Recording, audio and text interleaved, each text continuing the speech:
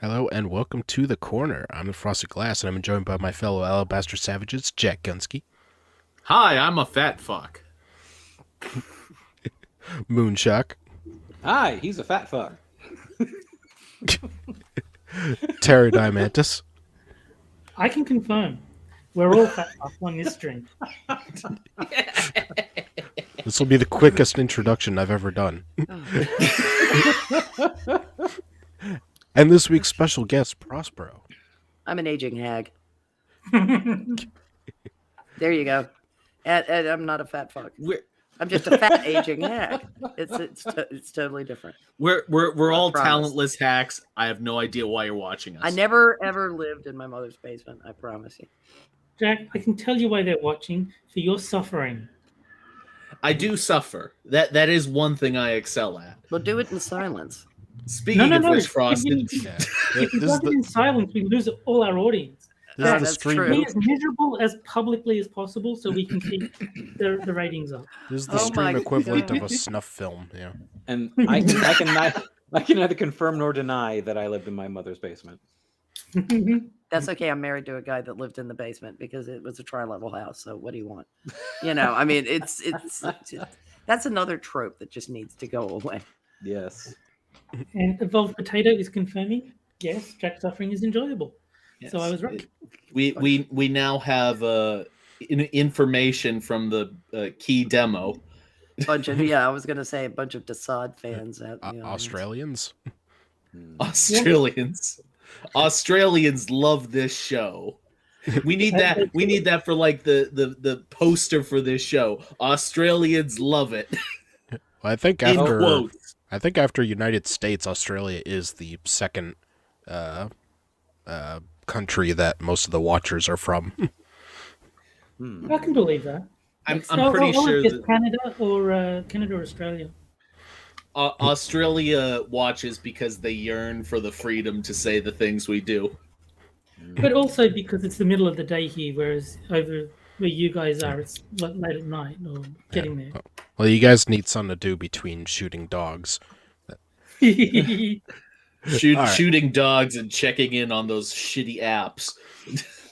Yeah. Got to send a So- selfie. Make sure that you're in the right place.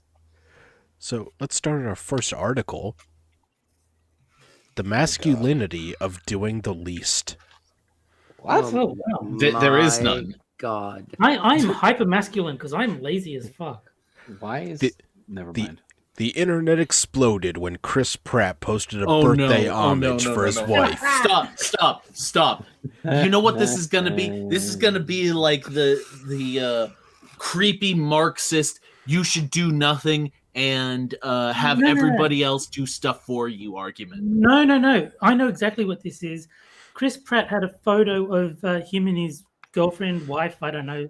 And she's like gazing lovingly at him. And he posted a thing about how she gives him like a beautiful daughter and all this stuff. And he opens pickle jars for her. And they have taken that as like completely serious and not a joke. And there's like, oh, well, this hyper masculine, man's man, he opens the pickle jar, but that's all he does. Fucking Oh my asshole. God. Mm. Yeah. No. Yeah. I absolutely doubt that, given what Chris Pratt appears to be. I don't know him. None of us do. That is not the case at all. It's Obviously this. not. Yeah, I mean, of course he goes out and acts and brings home the bacon, so to speak. But I have a feeling he's cleaned a toilet or two in his life. Oh yeah. Mowing the lawn. Yeah, mowed the lawn. Fix the roof. Yeah, The way he talks, he's had a religious upbringing. yes. He works hard. He Mhm. works very hard to do the things that he does, and he has respect for the people around him. Of course, he's done a hard day's work. These people just don't understand that men can work too. They don't understand that while they were at home collecting their husband's paycheck, that man was actually working in the meantime. Yeah, there are feminists who are dependopotamuses. Oh, and Terry, I didn't have a chance to give a trigger warning, but there is a link in chat to our first author's picture. She's a Latina, and she's a columnist, a reporter, researcher, and a feminist, and she's had a top writer in feminism on Medium. Go her! Oh, but she's Latina and not Latinx. Yeah, I saw it. There's no Latinx there, so I'm like, Ooh. She's on Yeah. shaky ground. yes. Unclean. Burn the witch. Oh, she moved to Haiti? She's on And- shaky ground? And yes, Keith, Lol. providing pics of the authors is going to be my thing now. It's but not even a recent thing. You've been doing it for a while. Well, Keith just wants to make sure everybody knows, that's all. Let's see. The internet exploded when Chris Pratt posted a birthday homage for his wife, but his post is simply an accurate picture of American heterosexuality. Oh my God, this woman has no idea. Well, she's a this, feminist. and this is Yeah, the that's right. laziest. And this is the laziest photo they could have given with the article because, I mean, he plays a Marvel character, and these are all DC characters. Uh-huh. They And get two- it wrong all the time, honey. And two Well, of them are two of them are Superman. Yeah. Yep. I bet you that this author calls themselves a nerd. Yeah. She's like, I'm totally a nerd, guys. I watched The own Big Bang action Theory. figure." For the uninformed, which includes me, which character in Marvel does he play? He plays StarLord in the Guardians of the Galaxy movies. Don't care. Don't know who that is. So I'm still uninformed. Carry on. Well, he's really good in I those didn't movies. watch the new Doctor Who, but I had it on in the background because there was a woman. That's whammon. Thank you very much. Why can't I do a run through of a game on easy mode and be considered a gamer? It's the same crowd of people. I play God. Nightmare. I play Nightmare difficulty in Candy Crush. Attaboy. Attaboy. Farmville's gaming, right? What? We When got an, a bad Games are games. Sorry. when Our an games acquaint- are games. They take up people's time. And other than that, it's you play what you like. Farmville, my Well, I God. mean, yeah, play what you like, obviously, but there's a little bit of a difference between the Call of Duty bro and the what do you call it, the Fruit Ninja type. Hey, how do you know that people aren't dragging balls over the exploding like little candies? You don't know. You don't know what modifications people have done to Candy Crush. When an acquaintance got engaged many years ago, his announcement post on Facebook deeply irritated me. In the post, he implied his fiancée was forcing him into the marriage. She convinced me, the post seemed to say sheepishly. She wore me down, and now I'm condemned to marriage. Oh, for fuck's sake! This woman Wow, doesn't know what that joke. has literally never happened ever in Her- reality. Her and the joke though have not met. And is it wrong that when the many years ago it was like in a galaxy far, far away? Yeah. They had been together for years, so no one was surprised that they were engaged, and maybe that was the joke. But the performance of doing the Maybe least... that was the joke. Maybe that you acknowledge that it's a joke. Jesus Christ. Yeah, but she's butthurt anyway. But the performance of doing the least and minimizing his relationship with his partner to a lack of choice irked me. I was mortified on his fiancée's behalf, but many people commented their congratulations. I'm sure the fiance appreciated your butter. It was very considerate of you. Yeah. I'm Did sure the, that did the fiance unfriend her and she's even more butthurt? And these people that are professional butthurts, do they have nothing better to do with their No, lives? they do No, not they don't. because they They don't have to be know fucking how to advocates. do anything else. I gotta be an advocate. I'm a do they think that their butt hurt somehow transfers to the object of their butt hurtedness through like osmosis or something? Like, if I am just butt hurt in general, then the world is a better place. Yes. Yeah. They do, actually. Yes, No, they they do. unironically do. They think they are serving some greater purpose in picking at other people's lives because, number one, they don't have any life of their own. Number two, they have no skill set whatsoever because most of them are pretty shitty writers on top of it with these blogs.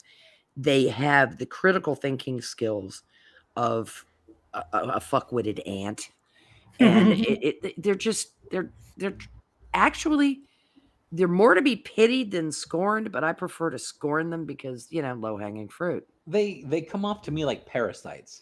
They are. That's Because that's all they know how They're to the do. head lice of the internet. Yes, They're essentially. parasites on so many levels too. They're parasites because they're usually feeding off of someone else for income. Yes. They're parasites in that they're cultural parasites in that they are physically feeding off the culture in order to sustain themselves and thus degrading it. Well, it's funny you should say that, Jack. Like feeding off of the payments of other people, because the link to her fucking her PayPal is right there in her about page on Medium. Of course. Why wouldn't it? I'm No, surprised there thought wasn't a there'd be link to her own book. chance if she had one. Well, I'm not sure. Well, it'll be self-published. Buy my book. Yeah, it's butt hurt. If only she Squared. could figure out how to play Raid Shadow Legends. If a butthurt is butthurt in the woods and no one is around to hear it, was she butthurt? Yes, because Yes. she's on the goddamn internet. Yes. We don't have to be proximate to her stupid ass to have to suffer through her proclamations of unwokeness or wokeness or whatever the hell this nonsense is. Bitchy, whiny, faux feminism is what it is. It's not that I think his fiancée deserved a huge romantic gesture in the announcement. It was the fake passiveness that annoyed me. Nobody dates a woman for 6 years without actively choosing to do so.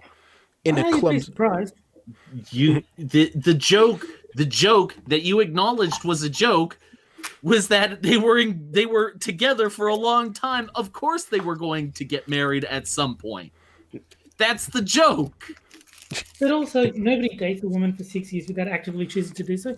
I can imagine someone just getting comfortable in the relationship and it's more effort to find someone new than to just stick with this. Like the love goes out of the relationship, but they can't be asked to Unless they're in a to think about situation of friends with benefits, then that sentence has some kind of credence. Yeah. But only then. In Yeah. a clumsy joke, he took away his own agency from the relationship, and consequently, he distanced himself from the responsibility and accountability of his own choices. It's a joke. It's a fucking joke. No, Husbands have made jokes for years about how henpecked and browbeaten and blad they are. That has the been old ball and chain. shtick, right? The Parsons noose, all the little phrases, and it's a joke, and it's a way guys kind of ease tension that can develop with their bachelor friends when they're letting them know that they're getting married. And I mean, of course, everybody knows that it's going to change among a group of bachelors when one of them gets married. It is the time that they spend together, that kind of thing. But they'd already noticed that when they entered into a serious, long-lasting relationship. And it will all depend on how willing they are to give up their friends if that is a demand. Nobody said he's not displaying passivity, he's displaying a sense of humor. And it's But that's toxic masculinity. Humor is toxic masculinity. she's just jealous, okay? Yeah. She's fucking jealous that this girl got her acquaintance. He needs You know, proper another humor, man like It's Hannah off the Gadsby. market. Yes, somebody she's- somewhere might be happy, and I don't like it. She's jealous that a handsome man who does the superhero workout and gets paid millions of dollars is going to some bitch that seems nice enough, but it should be me, damn it. So I'm gonna write on Medium and be offended. There are Heck, there are Chris people who Pratt did it fantasize first. about actors to the point that they are resentful of their spouses. And it's like, you've never met this person. You've never been in proximity. You don't even live anywhere near where they live or lived before they met the person that they married. Now, it's one thing to jokingly say, oh, God, there goes my dream. But it's another thing to just sit and snipe at other people's relationships because even your fucking cats don't like you. Oh, just as Johnny Hellcat shows up in the chat. Hey, Hellcat. Honestly, though, I think that this lady, part of me thinks that it's not even like this past paragraph. She was even thinking anything as she was saying it. I think that she just went to the dictionary and just started the Marxist dictionary and just started picking out words and putting them in. She opened up the handbook of messaging. Yeah. And the messaging is, how can I shit on men today? Yeah. I mean, it's just like problematic. Just shut the fuck up. Find some new words. Use some new fucking words. It's the same goddamn 10 words that you use for everything. Are you so bereft of intellectual discipline that you cannot think of 10 more words to use? She's writing for Medium. The answer is yes. I wonder if she wakes up every day and kind of spins a wheel on how she's going to be offended that day. Probably wheel of messaging, wheel of what to gripe about, and make sure that you work in misandry wherever you can. We need to like find like a new game format where there's like one of those, you know how you see on people's channel, they have the big wheel that you spin and it lands on something. Just a wheel of those words that these people constantly use all the time. We had that. Don't you remember Wheel of Oppression? Where you Oh no. That the one with that was that it had to be how was it? I get, yeah, now that I think about it, I guess that was the premise. God almighty. I was terrible at that game, so please don't bring it back. No, I didn't like it either. It wasn't a great game. You know, Forget I said anything. She We need a game like that.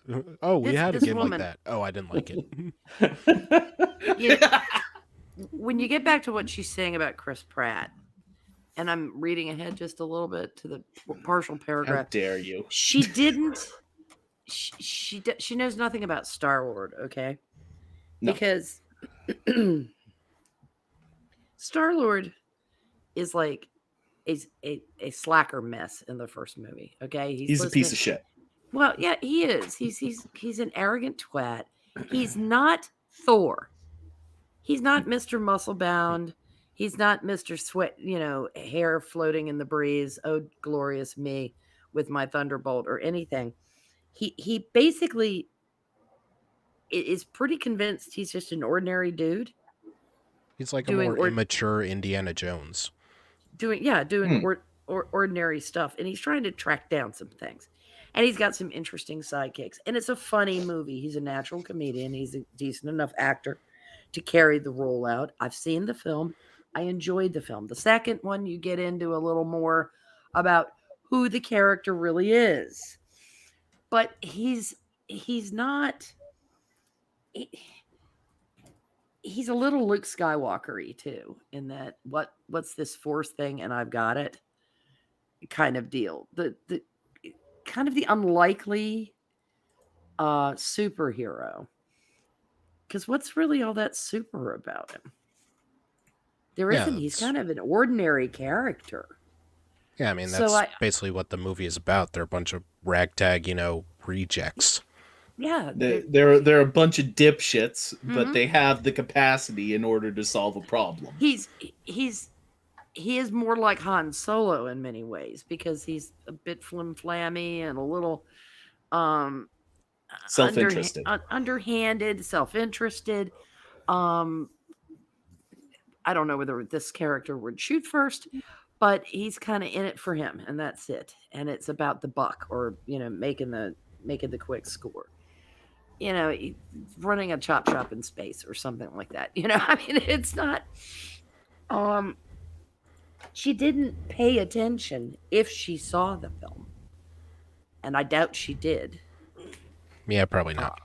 Is she about to go on about how moralistic or his character is in the movie or something?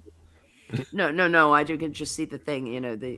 The looking at him lovingly like he's a superhero, and it's like that is a joke. The woman gazing adoringly at the man unscrewing the pickle jar kind of thing.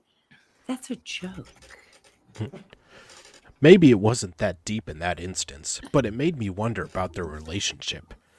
I'm thinking of this as Oh, you're gonna play psychoanalyst over one fucking tweet? You don't know these people. Fuck you. But Is she it an knows acquaintance men. of hers. In fact, Yeah. anyone knows with any men. semblance of knowledge about this sort of thing would deliberately avoid making these sorts of deeply personal judgments on their character. Jack, she knows men, okay? She knows men. Yeah. This is the sign of a total half-wit, someone who has no real intellectual rigor at all.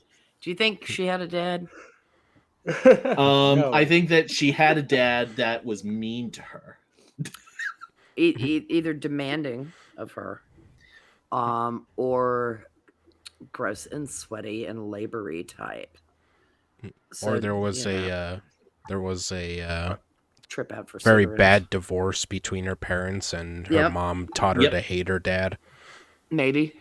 That could be it. Can you show me on the burrito where he touched you? Yeah. And also Racist. the man probably paid all the child support because that's how the system works now. See, do you see what we're doing, lady? Do you see how disingenuous and mean it is? That's what you're doing. Yeah. I But am it doesn't count. We were right. I am thinking of this as the internet explodes with Chris Pratt's most recent Instagram post in homage of his wife. Who cares? Under a cute photo of the couple where Pratt's wife, Katherine Schwarzenegger, is looking at him lovingly, Pratt wrote, "Guys, for real, look how she's looking at me. I mean, find you somebody that looks at you like that, you know? We met in church, she's given me an amazing life, a gorgeous, healthy daughter. She chews so loudly that sometimes I put in my earbuds to drown it out, but that's love. She helps me with everything. In return, periodically, I open a jar of pickles. That's the Is trade." that all you do, you monster? How dare you open that jar of pickles? She's a strong, independent woman who don't need no man. Her heart is Yeah. pure, and it belongs to me. My greatest He owns a woman? That's Th- slavery. This next line is awesome. This next line is solid Chris Pratt down to the ground. My greatest treasure right next to my Ken Griffey Jr. Upper Deck rookie card. Wow. That is the bomb. That is the best line. That was your tell, you stupid cunt. Wow. Oh my god. Which, if you know is saying a lot. It's her birthday in about 6 weeks, so if I don't get her anything, I'll tell her to look back on this post. Love you, honey. Wow. The guy Nice. The guy is doing stand up in a post. Basically, yeah. She doesn't Oh, get it. look at this next line. There's so much to unpack. Yep. There's so much to unpack. First, there's a thread of commonality between my acquaintances' engagement post and Pratt's. They both think it's adorable to pretend they have no agency over their actions. In this performance, the man is passive and the woman is active. Pratt's wife does everything for him, but Pratt is content giving her the bare minimum. He opens pickle jars, damn it. That's not nothing. How about you just get a fucking life, bitch? Get a fucking life. She has a bunch of unopened pickle jars. Rem- Cabinets somewhere. Remember when Donald Trump was president and there was that lady who said, because of Donald Trump I stopped going to the gym, now I Yep. can't open jars. Yeah. Yeah. Orange man bad because I've got untreated psychosis. Look, you guys laugh, but as soon as they invent cats with opposable thumbs, those pickle jars are getting opened. Yeah. There's a little niche market out there for crazy bitches. Just a jar, a pickle jar opener, like an automatic jar opener. Just get one of those. This problem will be gone forever. Oh Here's my goodness. Here's where it You don't gets even. need, This is You don't- dark as shit. This next paragraph. you don't even need that much strength to open a jar of pickles. You can just jam a knife under the lid and break the seal. You Plus don't even.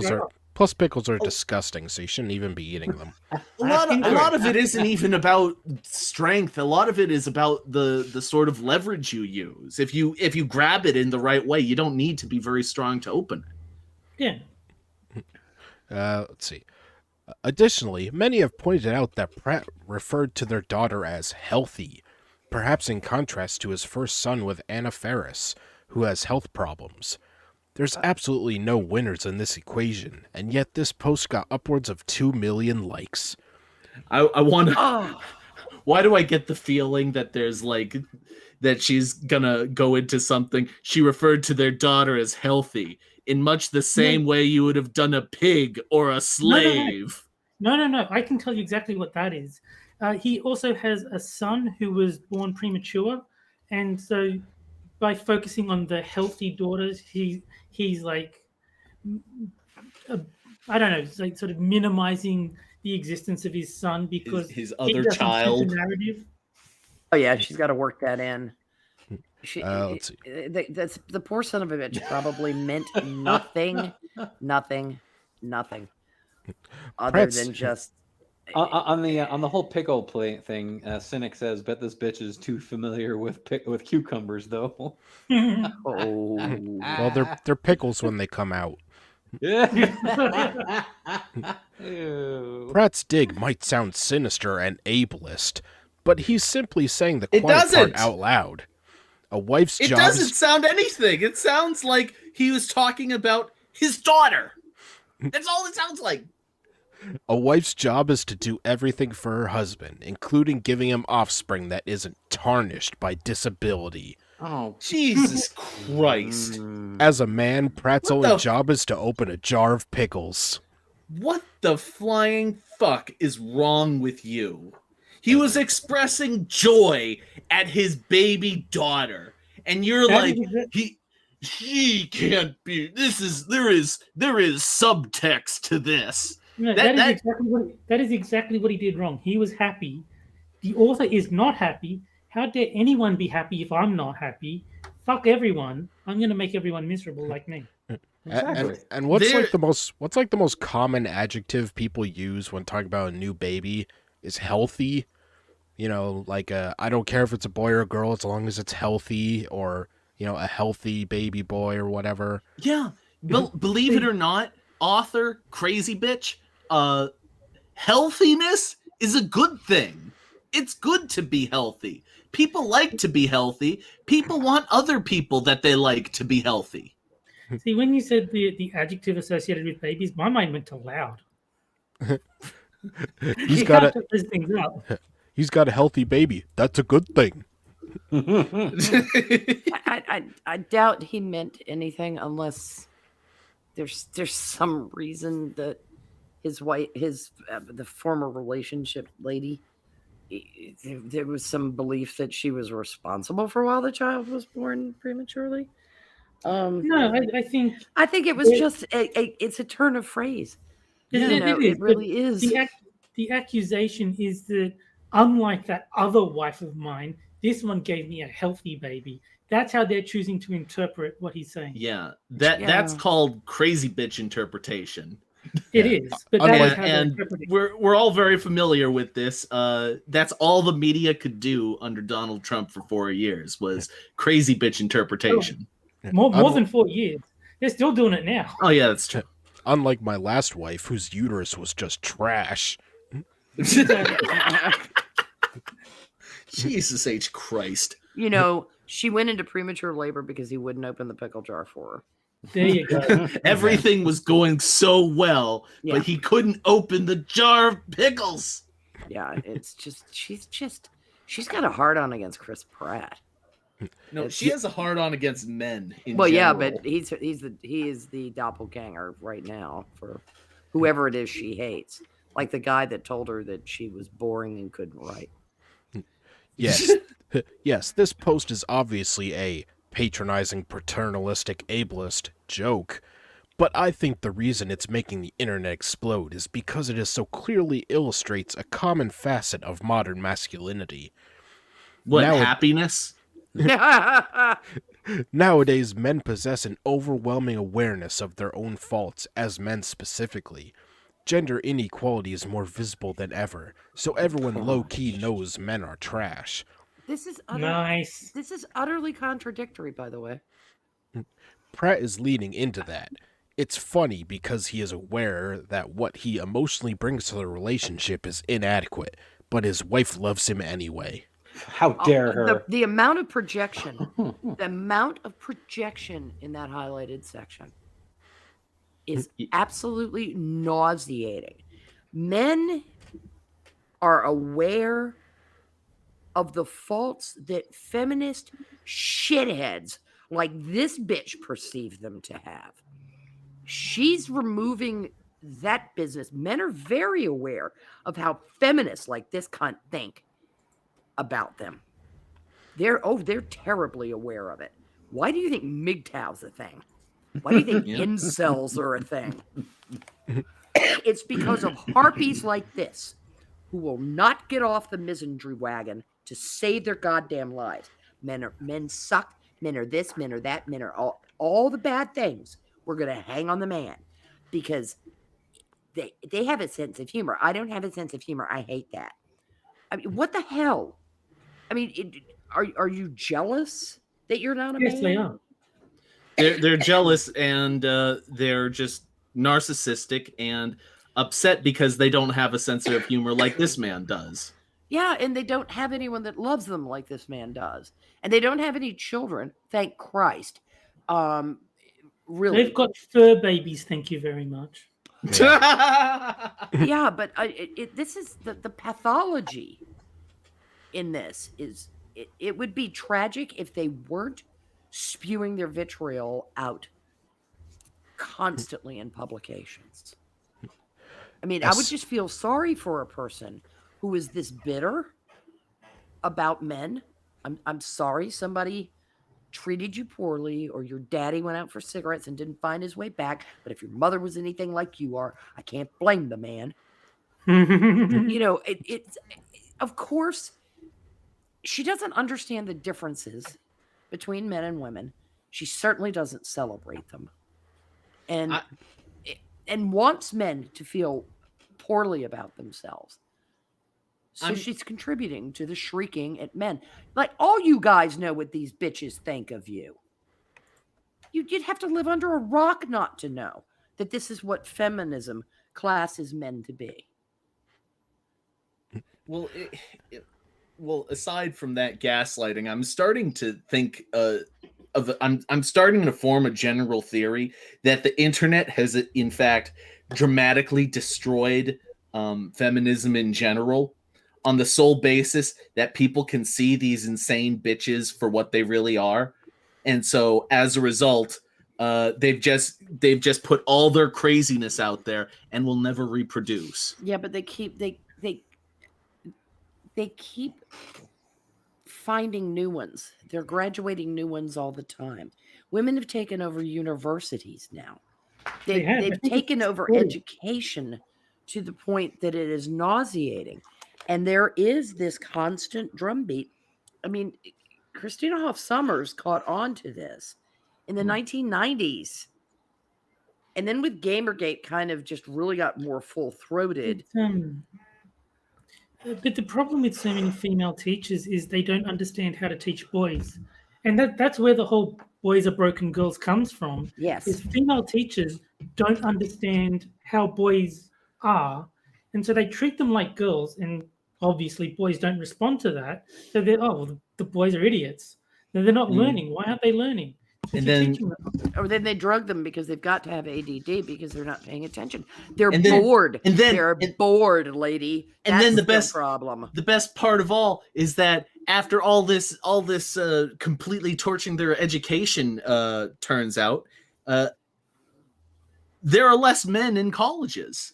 Oh yeah. It's 60-40. It's by design.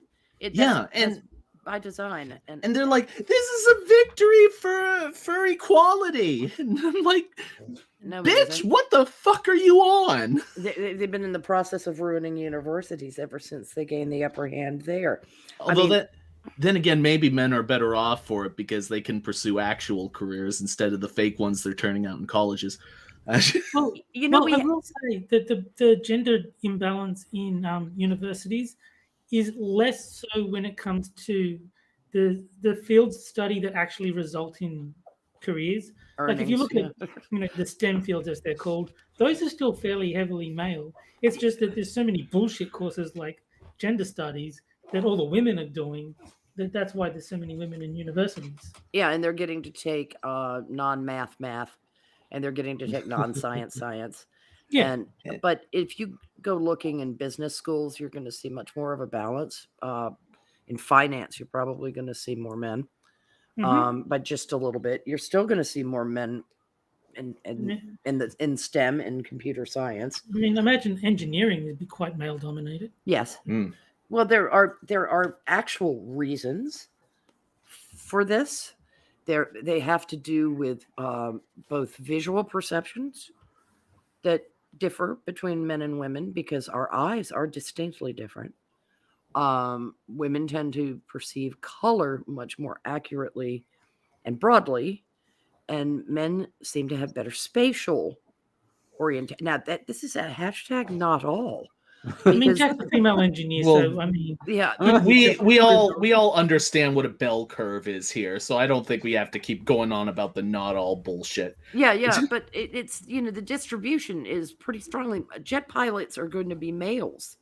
It is going to be the rare woman that can visually pick up what is required to pick up. So pilots are toxic masculinity. We need to abolish air travel. It has totally to do with spatial orientation, recognition of objects in space. It goes all the way back to our hunter-gatherer days. The rod and cone distribution in our eyes is actually different. I think we need to mandate equal representation in piloting, and if that means people die, then that's the cost of equality. Yeah, that would be the argument they'd make. It's really absurd to me that these people are not willing to are not willing to accept that there are inherent differences between men and women. Yeah, the biological differences are there. I mean, that is not an insignificant difference in the rod cone distribution in the eyes. That is not an insignificant difference. And it doesn't have to be much either. They acknowledge it. The writer said that men are trash. Yeah. Yeah. Good point. Yeah, your eyes are wrong too. That's right. There's an article. Yeah, a whole article about men being trash. God damn it! Look at her pimping her own shit. All right, I'm gonna skip ahead a little bit. The mythology of a mother's sacrifice for their unworthy husband is what maintains the fiction that mothers are solely responsible for childbearing, emotional work, and reproductive work. They are solely responsible for bearing children. I'm sorry, but men don't have uteruses, you stupid, biologically ignorant... He read it wrong. It's child rearing in the article, so Frosty just read it wrong. Oh, child rearing. I threw a fit for no good reason. Well, I did because... Trying to jump in. Well, I'm sorry, because men have uteruses too. I'm supposed to say that now. This is partly why there's a housework crisis. Men's position in the home is based on the promise that they will be served, and they won't lift a single finger to contribute. If they do, they are helping. Do you have any evidence of this at all? No. An article she read on Medium. No, but I can believe that men do less housework because they spend less time in the house because they spend 10 hours a day traveling to and returning from work. Yeah. Mm-hmm. But this woman is not willing to acknowledge that men work for a living. No, none of them are. If they do. Okay, I'm just going to say it's unbelievable. If they do, they are helping rather than truly taking on a bulk of the work for themselves. There's also little incentive from wider structures in society to change this, as I've written about here. Yeah, pimping yourself, pimping your own boring bullshit that's all anecdotal, that probably you have a study from some feminazi cunt in some studies program at some dorky university. Good God, oh fucking mighty. These people. Frosted, because I'm such a good friend to Jack, I think that should be a bonus article. I think we should do 5 instead of 4. No. What? Wait, what? No. The one that she pimps I don't know what out. you're talking about, but no. The one that you linked should be a bonus fifth article. I think we owe it to Jack and to Moon. No, please no. I I hate beg you. of you. I hate you. We're no longer friends. Get out of my life. I feel like That's I not feel like how the that stream. works. I feel like the stream would be 5 hours if we did. Yeah. The model heterosexual family consists of an all-sacrificing mother, a paternalistic father, and children free from disability. How As dare you such- want your kids not to be disabled? As such, Pratt's post is a quintessential portrayal of American heterosexual masculinity, from the I'm paternalism surprised to she the didn't fit ableism. normative in there. From the paternalism to the ableism, it is symbolic of the unmoving gender roles that make America great for a very limited demographic. Oh, for God's sake, lady. We live in the best of times, and all you can do is complain about somebody's Instagram post. When you walk in your apartment, your sad, empty apartment with cats that don't really even like you and pickle jars that are left unopened because you're weak.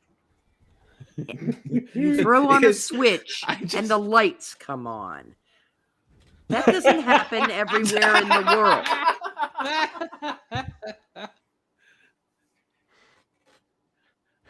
Can you see what's on the screen, Prospero? Yes, I can. Okay. Even Son's making a point in chat. Okay, there are some women who actually love doing housework and taking care of their family. I'm one of them. I mean her. But I also know I need help. Oh, I also need if I need help, Ginger will help. Me being the Ginger, I help her whenever she needs You're, to. you're but I making don't an get in her way. assumption there, Moon. Yeah. Apparently, there's some chick named Ginger that's helping son with the homework. Yeah. The housework. Wow. This is the strangest shit I've ever encountered. I when I was working, I did encounter women who had husbands that didn't help out at home. They worked all day and they just were like, the home is your purview. Sometimes that occurs because when a guy tries to do stuff around the house to help, he gets criticized for it because he didn't do it in quotes right, which means the way I do it. I grew up in a household where my dad had a lengthy commute. Traffic outside of Boston was terrible. He would spend an hour and a half commuting in and home. So add 3 hours to a workday that could already run long because of what he did. I mean, if they needed to discuss a case or some problem, there would be phone calls that were occurring at 5, that kind of thing. So Dad left the house at 7 and frequently was not home until 6:30. He would take care of mowing the lawn, took care of the yard. He loved doing that. He was a homebody. My father was unusual in that regard. He didn't have this a defined view of men and women's roles, but he always found time to go out in the street and play ball with kids. And when company was coming, my dad would wash a bathroom down or something like that. If once he was through cutting the grass, he'd take a shower, give me a little bit to, take a rest, and then I'll take care of doing XYZ, blah, blah, blah, to help my mom out. Now, it's because he cared about his home and cared about his wife and cared about the life they were making together that he would pick up and do if something needed doing. I have never had to I mean, there are a lot of things I don't ask my husband to do because I will do that. That's not how it's done. Nonsense with him. And I don't want to go there. I don't want to hear that shit coming out of my own mouth. But Well, yeah, I think the rule should be either you do it the way you want or you get someone else to do it. You can't get someone else to do it and then criticize them for how they've done it. yes. And if there are things he doesn't know how to do, he will ask for instruction. Is there a particular way you want this done? Is there a particular this you want done this way or the other? But, I was taught, and I never thought my mother was teaching me how to do hospital corners when making beds because I was a girl. I thought she was teaching me how to make a bed. I never. It's really weird. I never typed it as she's teaching me to do this so I can be some kind of future domestic goddess, which was not going to happen, and I bet she knew that by the time I was 8. You know, it just this nonsensical belief that we are somehow or another living in an episode of Father Knows Best, and everyone lives that way. It's Well, just no, nonsense. the nonsense is that they see all of this perfectly ordinary stuff and feel this tremendous urge to read into it to the nth degree. That there is context where there is no context whatsoever. Yeah, it's just life, man. This is just life, and you're looking for meaning in everything and subtext and that Not- kind of stuff. And it has to be sinister. Everything has to be sinister, and it's like But no. I think it started when they were all like deconstructing media and like Yes, the sinister truth behind Mary had a little lamb, and like they would deliberately like reframe it so that something horrible was being depicted, and then they just carried that onto all aspects of life. Yeah, deconstruction. You've got it, because that deconstruction business without construction in its place, that there's no synthesis that occurs after the destruction. So it is typically Marxist, because they're always saying that they synthesized something on the other side of the dialectic, and they didn't. All they did was tear stuff apart, and then the rebuilding is haphazard because they destroyed everything. Well, they synthesize kind of like how Jeff Goldblum does in The Fly, Yeah. But I mean, it becomes a grotesque parody of a society on the other side of it, because they tore it apart without having any clue of what the actual antithesis was. So they don't know how. I think the problem with Marxism is they don't understand Hegel, but that may be me. It just simply might be my view of it. But deconstruction, all they're doing is atomizing and balkanizing among people. You're seeing people actively participating in the balkanization of the United States right now. We have to be all these little microorganisms, microstates, based on race or religion or some kind of defining personal characteristic. That you will have the state of blue eyes living next to the state of brown eyes. And ne'er shall the twain meet, because we can't have no miscegenation up in here. And it's the sneeches, the yes, people. Absolutely. And it's this atomizing everything to the point that nothing has any meaning anymore is just incredibly destructive. And the postmodernists, I mean, not all of them were just tear it all apart and don't have anything in its remaining of it. And I mean, she's like, there's no societal pressure to change these things. Honey, you're going up against centuries of evolutionary design. Evolution doesn't stop at the neck. It just doesn't. And they're woefully undereducated to be suggesting that people do these kinds of things. Well, with the end of the first article comes the first game. Oh my God, kill me now. No. Kill Jack, and then if you still want to kill yourself, we can talk about that later. But you got to get your priorities right. Kill me? Come on. Okay, I'll kill you first, and then kill myself. Oh. If we kill Jack, that'll end all the fun. No. Okay, main Jack. You got a perverse view of fun. Can we at least kill the good Jack first, so that I may become the good Jack? And the first game is Sad Libs. The best game ever. That's where I take It is the second best game ever. Yeah. That's where I take 4 headlines from Medium, tag out one word, and you guys fill in that one word Mad Lib style, and then the chat votes on which one is best. So, Jack, I need an adjective. And I'll come back to you. Whenever you say that, I just want to... Thank you. Moon, I need a person. Jill Biden.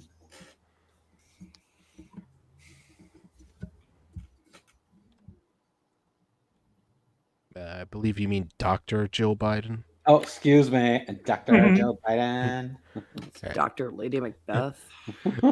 Terry, I need an adjective. I'm going to go with something based on the previous article, bitter.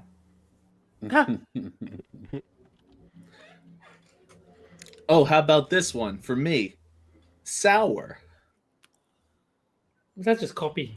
Oh, fine. Well, I can't keep going with chunky. You can use sour. I was just joking. No, I don't want to. People, no. What happens is it'll be good and it'll win. Terry will be like, "Well, I'm the one who came up with it first." Well, I couldn't exactly refer to a person as this dumb bitch as being the author we were just talking about. So, How about this? Gay. No, you already have. Oh wait, never mind. I mean, go with what you know, Jack. That makes sense. Do you want to swap, Jack? No. No swapping, No, I'm not allowed to do that because I would just say it's a living thing. You're getting kicked off You the show did again. anyway, you asshole. So it's All right, Prospero, I need a living thing plural. It's a living mealworms. You know, they're high in fiber and protein and all that kind of shit. We should be eating them. Uh-huh. All right, so Jax is This is why the Second Amendment's important, Moonshock. gay women enter the tone police. Oh no. And Moonshock, would you stand by and let Jill Biden get raped? No, not What? actually. Why not? She stood by when her husband was raping people. Oh, son like that one. And Terry's, if you were a bitter girl, you wouldn't be so ugly. Mine fits perfectly. And Prospero's, executing black mealworms is America's pastime. Oh my god. Black mealworms. Oh no. All right, and No. I'll start the poll. Instructions on how to vote are up on the screen. And Moonshock's going to win in a landslide, I reckon. Of course. Yeah. It's too bad because Chunky would have worked for mine. Yeah, I think they like Terry's actually. Yeah, Terry's getting the votes. Oh, okay. Yeah, I Oh, mean, okay. there's something kind of mean-spirited about the rape thing. Like, it's a joke and all, but I don't want to talk about someone getting raped. Come on. I was hoping he would say Garrett Hedlund. Yeah. Oh. And that's my mom texting me again because she doesn't understand that noise travels. Oh, are you being too loud? No, she's going to bed and she wants to tell me. Sleep And- well, Mom. She tells you when she's going to bed, but you gotta go tuck her in. No. This is Gonski. Tell her I'll be in a minute. No. No. With 7 votes, it looks like Moonshock is the winner. Oh yeah. I thought it would be more of a landslide, but yeah, I had a feeling Moon would win. Yeah, it's definitely between Moon and Terry. Mm. All right, and now for the second article. White innocentism is racism. Oh, good Christ. You have got to be kidding. It's the ultimate in- Kafka trap. Innocencism? Yes, innocentism. Oh, wait. Okay. What? I Is gotta that look even a this- word? No. Okay, how the fuck do you spell this person? HBRE. How the fuck do you even say this person's name? Huburi Dip. Tuskegee. Shit. Moonshock. It's pronounced dip. Oh, hold on, don't. Shit. This is This is gonna be more like, even though white people didn't own slaves, they're still racist.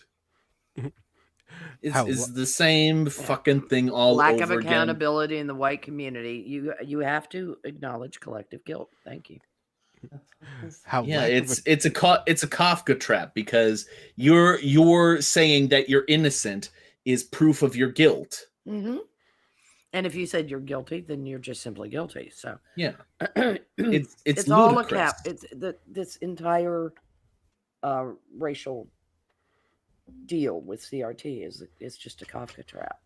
Oh, but I was told by CNN yesterday that CRT doesn't exist. Well, that's a racist dog whistle.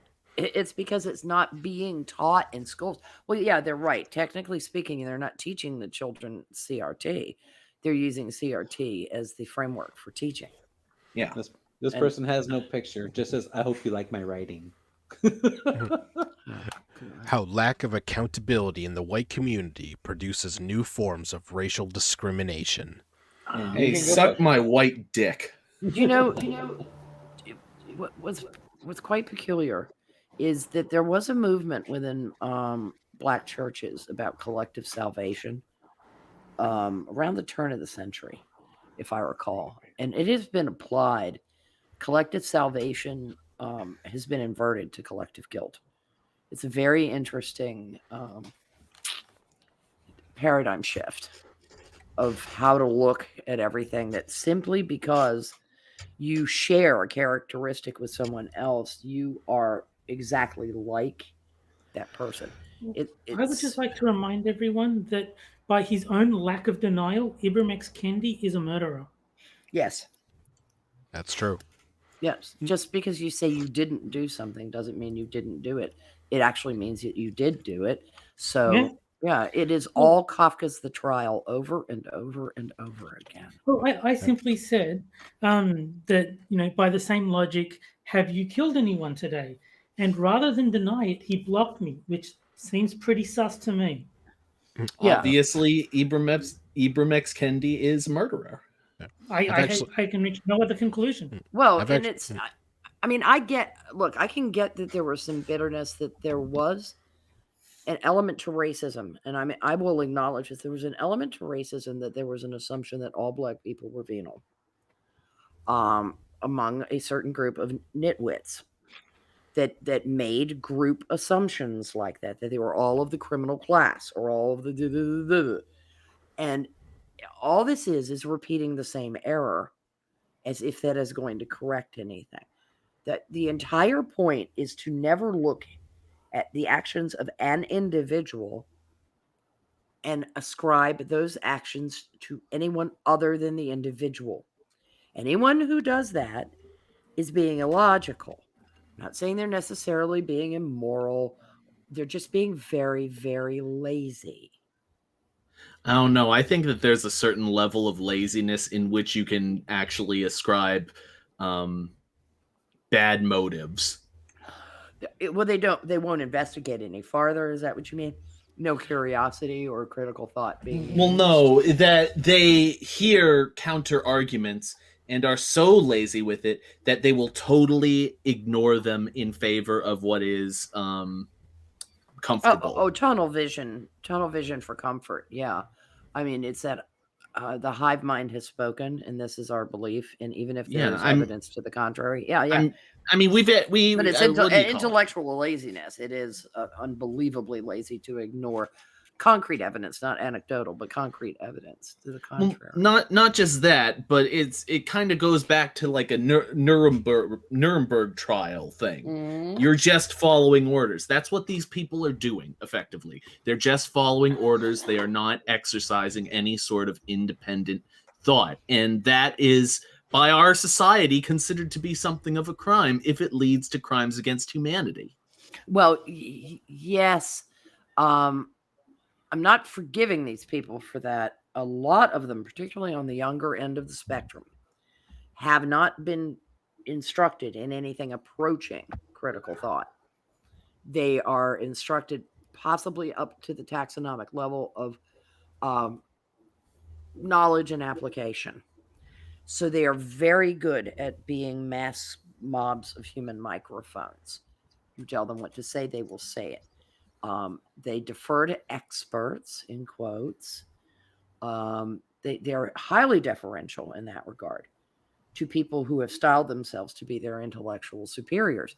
And what you can, I mean, if you hobble somebody intellectually by not carrying them along the path of learning so that they learn to evaluate and synthesize information, you can easily convince them that you know more, that you are the mage. It's pretty spectacular because it's a little bit along the lines of keeping people illiterate during the Middle Ages so they wouldn't read the Bible on their own. We're the magical priests, and they're almost as religious as the priesthood class was of that time, if not more so. It's kind of hard to tell. But if you hobble people intellectually, it's almost impossible to blame all of them for being that dumb. It's not that they're dumb. They weren't taught how to think critically. And it's very difficult once somebody has developed the bad habits of, I know, therefore I act on this, without any understanding of consequence or any understanding of stream of history or anything like that. You take my meaning? And I think it's by design. I do think it's by design. I think the modern education system, particularly the unions, that is applied Marxism, and ignorant public is easy to manipulate. Can I just say, for the record, that I know that this was a huge tangent from the article, which we haven't even started reading yet. But I would much rather listen to this infinitely more than whatever this crazy bitch is about to tell us. So I think that means we need 6 articles now, Frosted. We need to put back in his place. They're really stacking up. But it's the danger of inviting me onto a stream because I'm going to take some of this shit seriously, and then I'm going to go bad. Well, welcome to the club. What is white innocentism? White innocentism claims that white people are pure. Their intentions are always good. No one's ever said that. One way white innocentism manifests itself is when we excuse white people's bad behavior on ignorance, gullibility, lack of information, desperation, or even mental illness. Excuse me. This person is wearing those shoes right now. Do they have a side job at an AMC theater? Well, judging by the name, I think she might be Asian, so that would be Asian innocentism. Yeah. I mean, I should be careful. I don't want to criticize someone with mental illness. I've got no problem with it. She's retired. We saw that when most white voters voted for Trump. The most God forbid most white voters vote for someone. Jesus Christ. Most white voters voted for Biden. Derp. Well, yeah, but that was the most secure election ever in history. And most white voters voted for Obama. Yeah. Why is it that these people can't get over the fact that sometimes your guy just loses because he sucks? Sometimes that just happens. Sometimes and even if you don't think he particularly sucks, sometimes the other guy just wins because he did a better job at running. There's not anything to be explored in terms of the mass psychology of the other nation. Candidate was so fucking I know horrible. what Hillary looks like, but she's not actually a man. Let's see. The most unapologetically racist candidate to run for president since the 1960s. Bullshit. Funding historic black colleges for 10 years, which, by the way, got pulled by Biden. He funded Jesse Jackson's campaign, which is why one could say that Trump is an idiot. More opportunist is more like it. It's just absolute fucking horse shit to claim that he's a racist. Number one, Mexican isn't a race. Yeah, Just Latinx. Just isn't a race. But dog whistles dog whistles my ass. I heard him say something, and then I applied this secret meaning to it that I made up. So he's racist because of all the things that I have in my head. It's Hillary Clinton who pushed the slap people in jail and leave them in there. Eddie said find people on both sides. And you want to talk said. about racist? How about Barack Obama, who actively destroyed race relations in America during his term? Well, he actively destroyed. Tried to. Yeah, he certainly tried to. Yeah. Are we gonna pretend that just fell out of blue fucking sky? Yes, that race relations go poorly because the president is so wonderful and tolerant? Well, he was black, which upset the racists, and that is why race relations fell apart. Well, CRT's been creeping in for a very long time. It just took people a while to catch on. I mean, because what did you expect with the Jenga oppression stack? I figured out how we beat CRT. We come up with something called LCD, and then everyone will switch over to the new one. It'll work with cathode ray tubes. It'll work with critical race theory. Yeah, That's right. You actually probably could sell that to a bunch of philosophers, Terry. Pundits blamed economic anxiety. Black people have more economic hardships than white people, but somehow black people did not vote for Trump. But never been to Appalachia, have they? Lots of black people voted for Trump. Are you going to say that they don't exist? No, they're not black. It never happened. Yeah, I mean, made it up. A writer invented it. Didn't he get a larger proportion of black voters than like any other Republican in recent history or something? Hate fact. Those aren't real black people. Yeah, if you don't vote for Joe Biden, then you ain't black. Yeah, he moved the needle off Romney's historically poor performance, but he he got a bump, and he got a bump among black males in the second run. Well, black male is a crime, so there you go. That's further proof of Trump's wrongdoing. Yeah, well, because of the male thing. Well, no, just blackmail in general is. Oh, blackmail. Gotcha. Blackmail. I see what you did. See what you did. Piece of shit. But saying white people voted for Trump because they are racist is considered an attack on voters. No, it's considered racist, is what it's considered, you twit. Compare that to how black voters are talked about. Daily, we are told that 80% of black voters who vote Democratic are living in the Democratic plantation. How No, racist you're not is told that daily. You are not told that daily. But if the fact that 80% of black voters vote Democrat all the goddamn time does make people roll their eyes a little bit. And it's the Democrats that talk about their black constituencies as if they goddamn own them. This isn't on black people. This is on politicians convincing black people that they have their best interests at heart. You're blaming the wrong group of people. And just beyond all of that, how can they deny the totally racist history of the Democrat Party? Oh, they have never acknowledged the big switch. Come on, Jack. You know all about Nixon's Southern strategy. That doesn't even matter. That doesn't even matter. Magically, people who were Republican before the Civil Rights Movement suddenly weren't, or something. No, even beyond that, the notion that their party is somehow beyond reproach, even though they're this massive, big all black those spot. Democrats became Republicans, Jack. That's what the big switch lie is about. It is it's such horseshit. It is complete gaslighting. It's historically inaccurate. Yes, in the South, they did have a big switch, but that didn't account for all the goddamn racists in the Democrat Party. Plenty of them north of the Mason-Dixon line. They still are. I would not be surprised if you went to most Democrat voters today, particularly younger Democrat voters, and if you ask them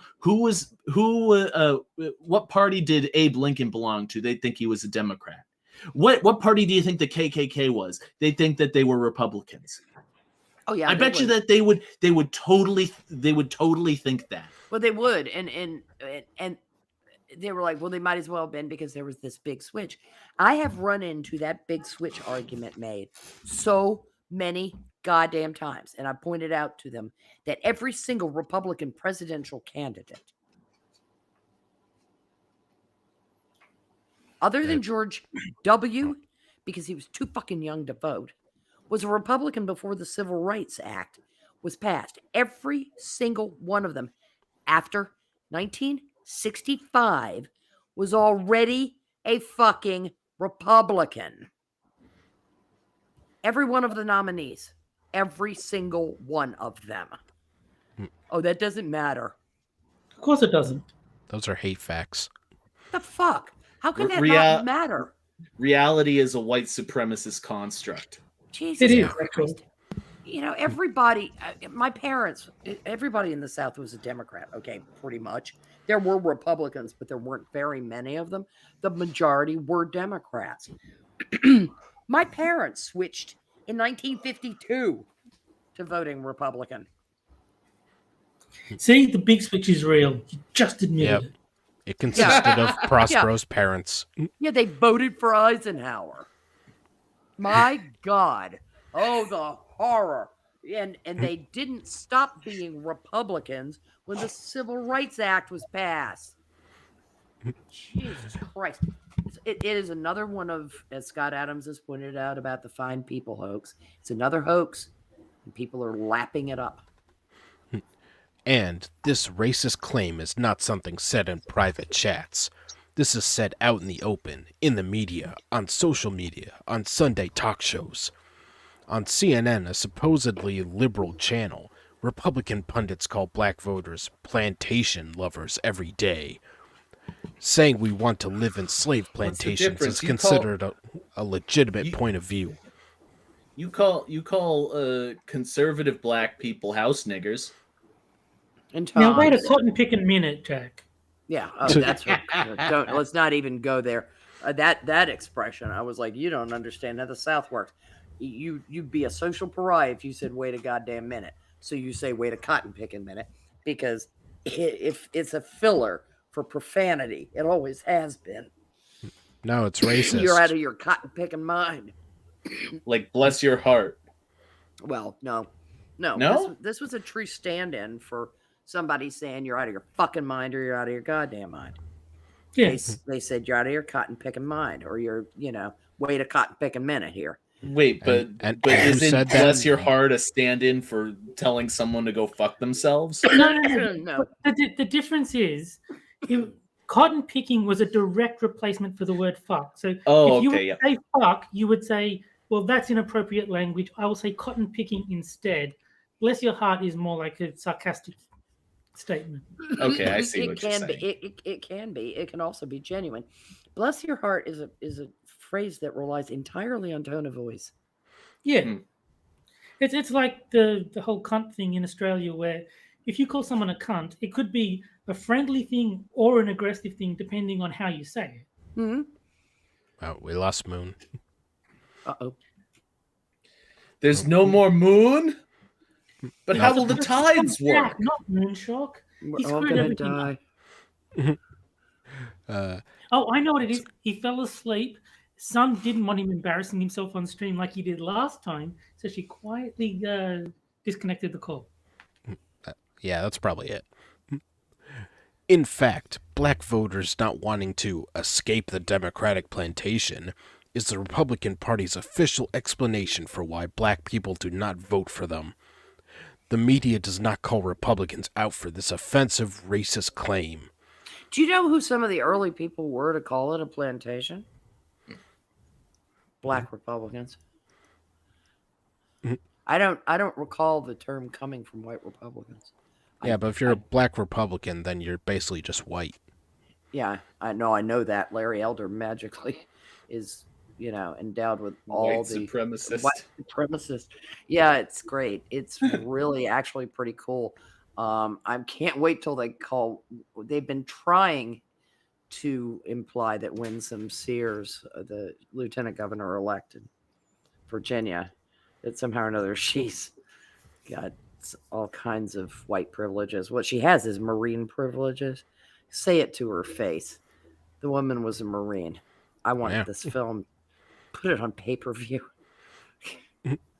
You'll get a dressing down of biblical proportion, or you'll get a very sweet, bless your heart.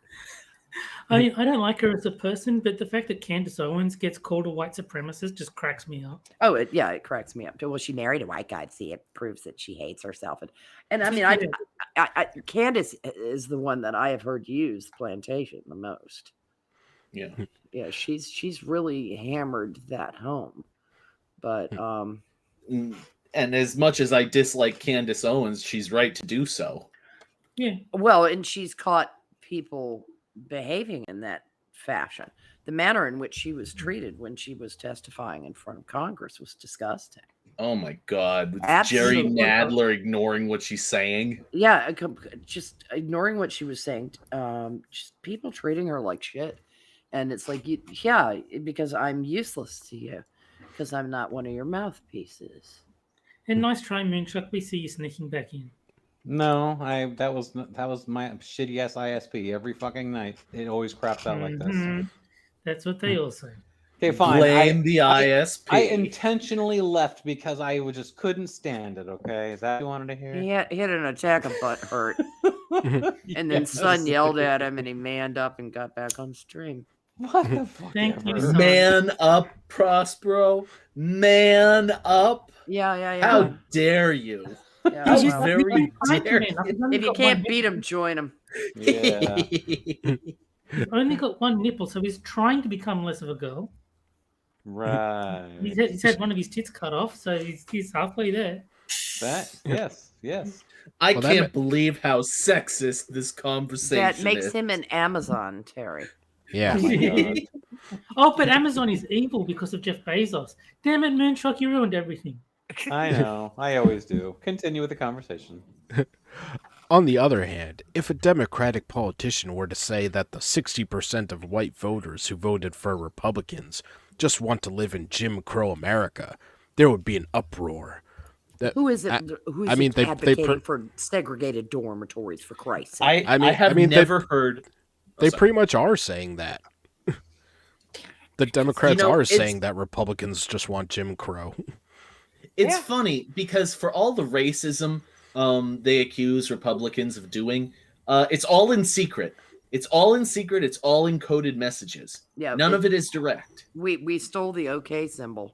It was you amazing. You would think that there would be some sort of overt nature to any of this racism accusations, but it's all in secret, and yet Republicans are the conspiracy theorists. Well, we use Enigma code machines like the Germans in World War II.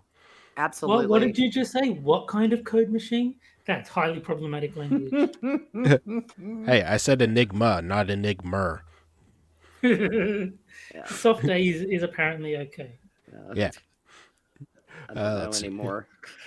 That politician would be made to apologize and would probably be forced to resign before day end.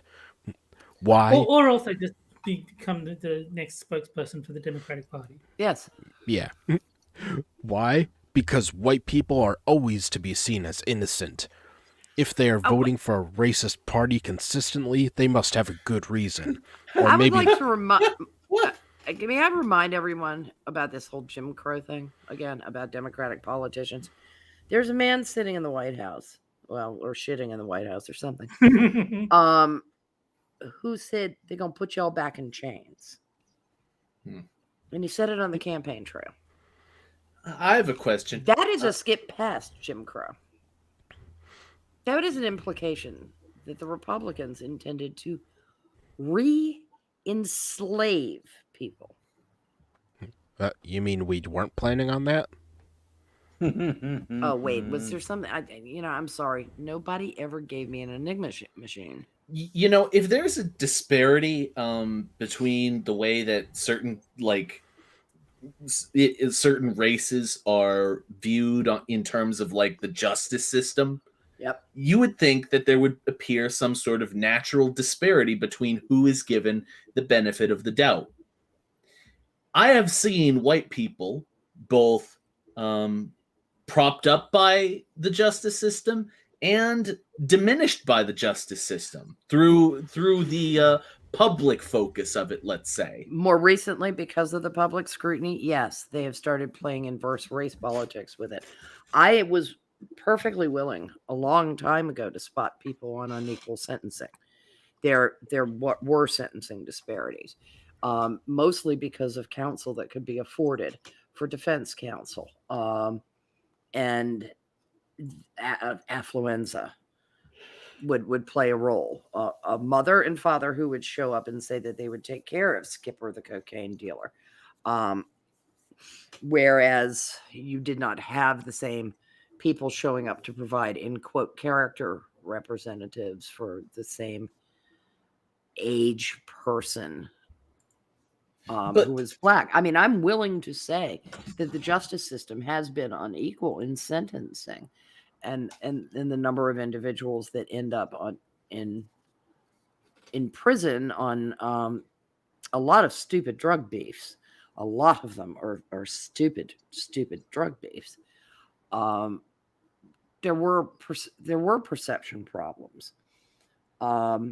There are always going to be perception problems. That's why you have voir dire, to try to weed out those people from juries. But the justice system is imperfect.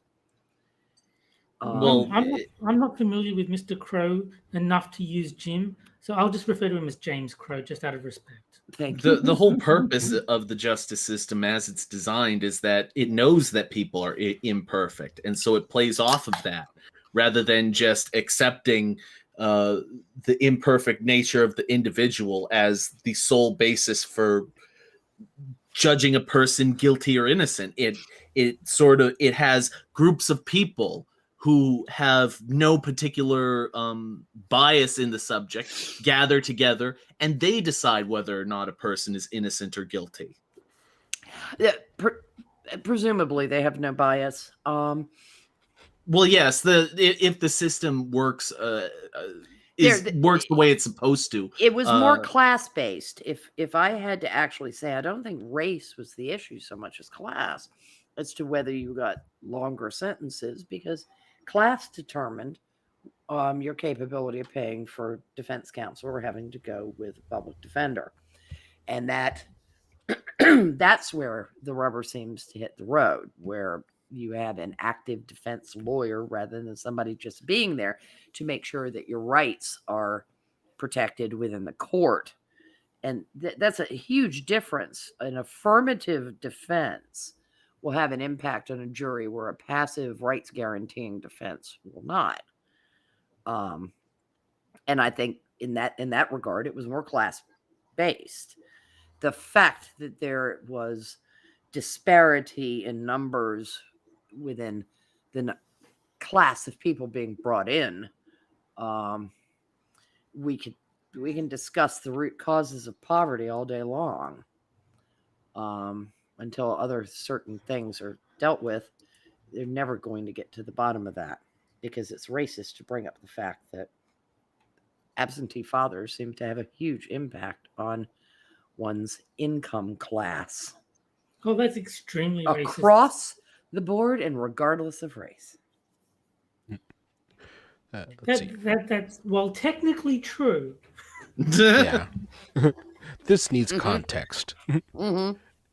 Mainstream media is not the only place where white innocentism is always protected. Even super liberal podcasters go out of their way to maintain white innocence. A liberal podcast called You're Wrong About did an episode titled Losing Relatives to Fox News, explaining why people fall for Fox's propaganda. They blamed old age. Mike and Sarah do not seem to realize that old black people exist too. Old black people do not watch Fox News. Some might. No, none of them Bet you do. that more do than they used to. Moreover, there are more young white people watching Fox than there are old black people doing the same, both in percentage and absolute numbers. What the fuck is your point? Has Fox News ever used the slogan "No Fox Given"? Because I would start watching if they had that. No, they Fox, don't. Yeah. They don't Fox have enough of a News. sense of humor. Fox News. No black old people allowed. Well, you don't have to be that specific. Just no niggers is fine. The very first hire at Fox News in the news division was a black female correspondent. That was the Well, first that's not what they hire. want you to think. That was actually a trans man who hadn't realized that she was transgender and transracial. Yes. But yeah, that's that. No, yeah, knowing who it No, was, no. no way. Prospero. She doesn't count. She's a house nigger. Sorry. Yeah. Yeah, she was a religion correspondent, believe it or not. Yeah. Let's see. She's an Aunt Tom. Yes. Or an Uncle Jemima. The episode was so insulting to listen to as a black person. I had to pause the podcast many times because I kept getting angry and I couldn't afford to get angry while driving. Mike and Sarah deny the reason white people, both old and young, watch Fox is because they are racist. Mike and Sarah are white. They benefit from whiteness being seen as pure and innocent. Really? Finally, Really? finally, This is just great. look at the way the anti-vax movement is being covered. Because most anti-vaxxers are white, there's a tone I of thought they were understanding. black. Yeah, nope, no black people are against the vax. That's a Even figment though of they your... seem to have a problem getting the black community to get vaccinated. No, of course not. They're just listening to white people because, bless their hearts, they've been told they had to. But do you guys remember Ranting Feminist, aka Claudia Brown? I Yes. think she goes by now. She was like mentioning the whole black people not getting vaccinated, and someone pointed out was it Tuskegee? Is that how you say it? Yes, the Yeah, Tuskegee yeah. syphilis experiments. Yeah, and she's like, yeah, but can we agree that that's not the actual reason? And so I sent her a video of two black guys who say the reason that they, well, not the reason, but one of the reasons they understand black people being skeptical is the Tuskegee experiment, and they rail into preachy white women who are sympathetic to black people when it suits them, like, oh, we understand you don't like the police, Black Lives Matter, but as soon as there's an inconvenience, oh, you won't get the vaccine, well, fuck you. And like they just really called out all the like preachy white women, and they're just Good for them, because one of the single most shameful things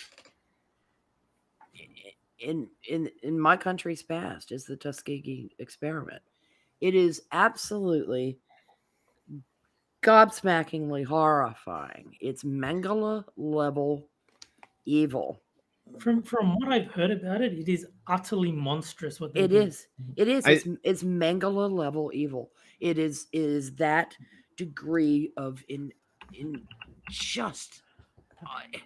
It's horrifying. It's one of those things I don't even like thinking about.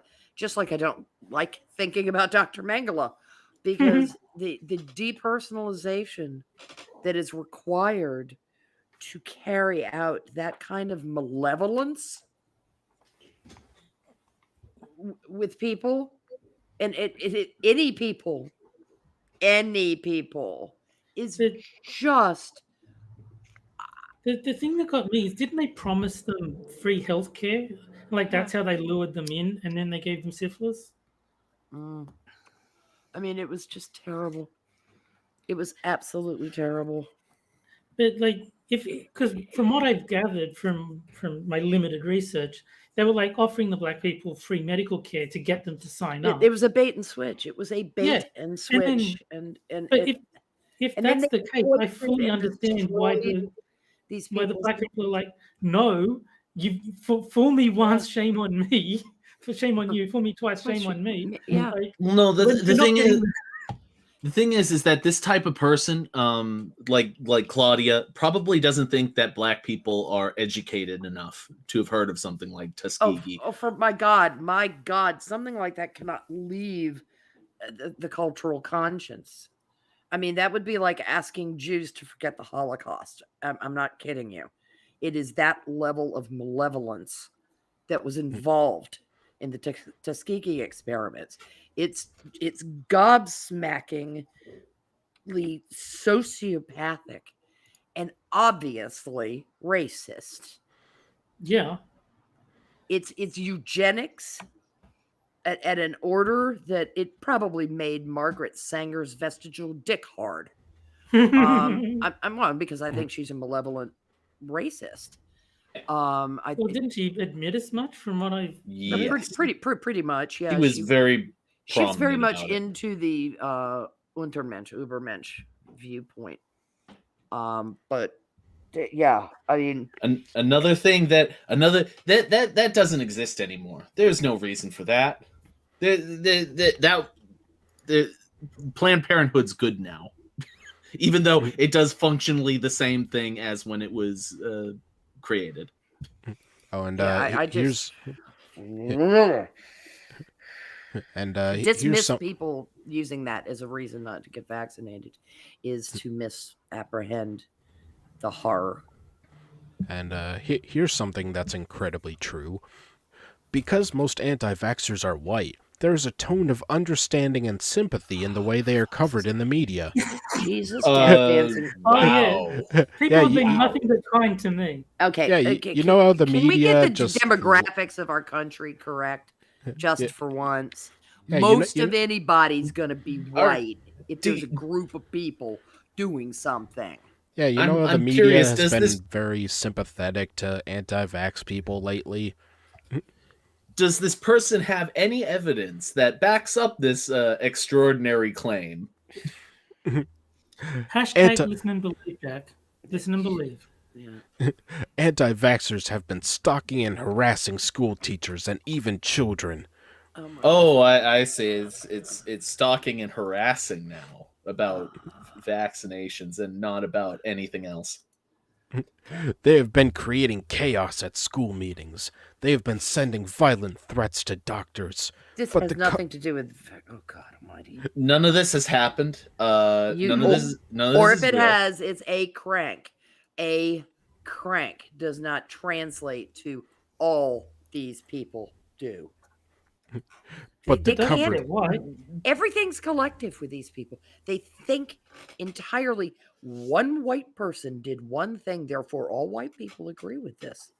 Oh my God. But should I say one black person did this thing that is bad, therefore all black people do this thing that is bad, I would be a racist. But when they do it, they're not, because it's magic. It's like the most amazing it's kind of anti-racist leftist work, leisure bro. demand. it's anti-racist. it's so transparently, nakedly racist that to make suggestions like that, and Yeah. yet they just if you call them on it, they just kind of go and move on. Yeah, Like, You're wrong. Move on. Don't Every- address it. all the people who were there at January 6th were all insurrectionists, even though it was only a handful of people, considering the size of the group that was there, that actually did anything wrong. But no, it was And everybody. We still don't know how many FBI agents incited them Yeah, to do it. how many glowies they hadn't put on their uniform of shorts, t-shirt, and my favorite, the guy who had just shaved his head to have that Richard Spencer flop, so that you could tell it was untanned. I And- have and dark my God, sunglasses. I oh blend in. My God, those guys were like the J. Crew of the FBI derp squad. We got our mean- shit from a catalog. Randy, you do fellow white supremacists. Yes, no kidding.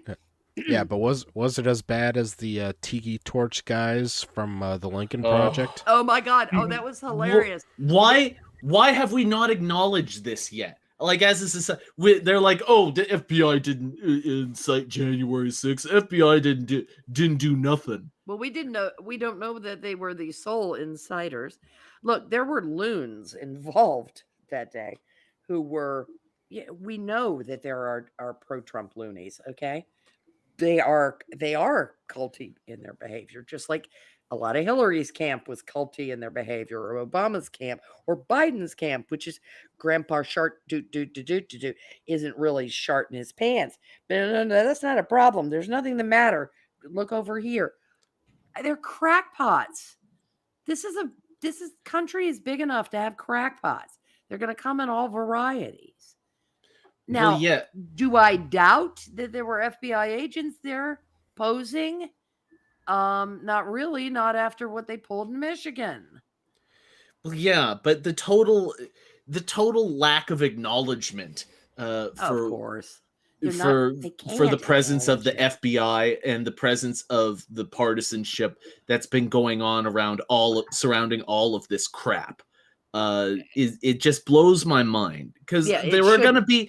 gonna be a few crackpots at a major event like the inauguration of a president. However, that's what you have security for. What about So- what happened at Trump's inauguration? Oh my God. What about all the innocent trash cans that lost their life that day in DC? Yeah. What No. about the poor Oh, the I'm poor told- minority immigrant Muslim man who had just bought that limousine for his brand new business? I'm told that the people who knock the trash cans over are just an idea. Yeah, they were all FBI infiltrators. That's one thing I'll have to give Antifa. Most of them didn't go, yeah, it was just a bunch of government operatives. Although there were people running around going, the government was probably trying to make a group that apparently doesn't exist look bad. The FBI is up to no good everywhere. The FBI should be dissolved immediately. Yes, it should be, because this bad apples at the top lie. What just happened in the Kyle Rittenhouse trial is proof that the rot goes all the way down through the organization. They just keep losing important investigation material. How Well- about the investigation into the female gymnast, for fuck's sake? Wait, well, what- we've lost track of I'm Dr. going to Nass. defend the FBI. The female body inspectors are doing a very valuable service. Yeah, aren't they? I think the FBI and Die Hard were more competent.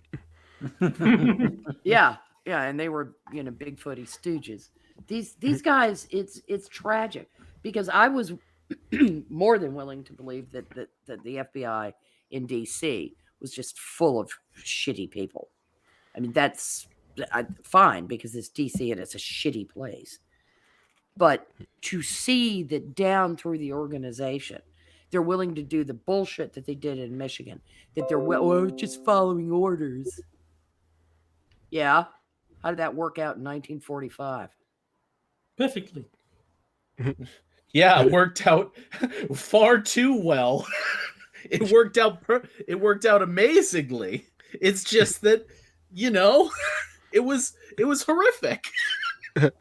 Well, Yeah, they but how didn't did it work out finish. in the Nuremberg trials? It didn't work out all that well, did it? Dance Yeah. at the end of the rope, motherfucker. But- Ugh. Bleh. But the So coverage is still. he's executing people by hanging, appropriating black culture. No. To borrow a quote from Humphrey, all government policy is wrong, but frightfully well carried out. Yeah. By and large, that's absolutely correct. But the Well, coverage Humphrey is. Appleby was a genius. But the coverage is still different from anti-vaxxers. They are always covered as a legitimate movement. Imagine what the coverage would be like if a group of black parents decided to hijack a school board meeting, screaming and yelling at board members. Oh, hijack, is that what it was? It was a hijack. They came in with guns, and then they held up the room, and then they put guns against the board members' heads, and they held them behind the neck. And they made them fly the plane to Cuba. Yeah. Yeah. Yeah. Is that what it was? What those parents were doing? Yeah, pretty much. Yeah, that they weren't upset, and that is violence. Has it almost been 2 hours on 2 articles? Yes, it has. Yes. This is why you don't invite me on. Well, Normally I would try and help Frosted move it along, but I'm just kind of like, fuck it. Train wreck. Well, I've got all day. I mean, it's only 1:30 in the afternoon for me. I'll need to be out of here in 2 hours. I'll take my time. well, it is time for the second game, and that is for the Yay. chat only, Jack. Mm. And that is the caption contest, where I'll show a photo of a political figure or event, and the chat has to come up with a caption for it, and whichever one we like the best, I'll tweet out after the show. So, this week we've got good old Brandon shaking hands with the Pope. I already came up with my caption earlier. I said, "Hey Francis, pull my finger." Chat only. Hey, I'm talking. I can say what I want. All right, so I think you chat need to read the screen a bit better, coming Jack. up with captions. Yeah, Jack and Johnny Hellcat prohibited. So, sorry, Johnny, but that's just how it works. Also, Mark is your best friend. I'm gonna vote for Johnny anyway. I Because am fuck too. 'Cause, I mean, I like what he just put in chat. you. Let's see, Pope pants and poop pants. Got that kid I sent you. I wiped with my strong hand. Do you smell poop? What's that smell, Joe?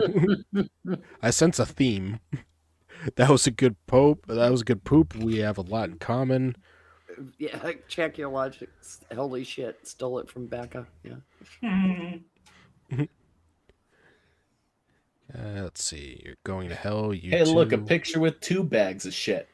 There's 3 people in that photo. I don't know who the third guy is, but there's 3. Yeah. We don't know if the third man is full of shit like Franny and Biden are. Yeah, I take the bet. Let's see. I hope your pants are brown. I just love that Poopy Pants Biden was trending on Twitter. Yes, I know. Cat Do we joke. have any evidence that supports that theory? Yes. No, I haven't Oh. seen any. Well, I saw it trending. Yeah, it was trending. Well, no, I mean, like, do we actually know if Joe Biden pooped his pants, or is this just something that we kind of heard secondhand? Oh, I think this one might be my favorite. When I said "Where's the little boys' room," I meant "Where's the bathroom." Oh, that wins. That wins. My actual favorite meme of it was showing Joe doing his little jog by the White House in one of the pictures with the grandpa shark, grandpa shark. Normally, I think the normally I think the whole priest molestation jokes are kind of cliche, but that one is clever. Yeah. I think that, can I vouch on Johnny's behalf? I think he should be taken off the list. Off the prohibited list. Yes. All After all, he is a proud Native American man. I say no. He has been officially tainted with Jackness, and you can't wash that off. Unlike Biden's pants. All right. So I think I'll call it there. I'm gonna go with a Red Dirt Runner. What do you guys Me think? too. Oh, I Yeah. agree. That's kind of genius. Yes, it is. Yeah, I absolutely agree. 'Cause it works on it, like on both the pedophile Pope level and the poopy pants Biden level. Yeah, no, I think that is the best answer by far. All right. Well, congrats, Red Dirt Runner. You win this week.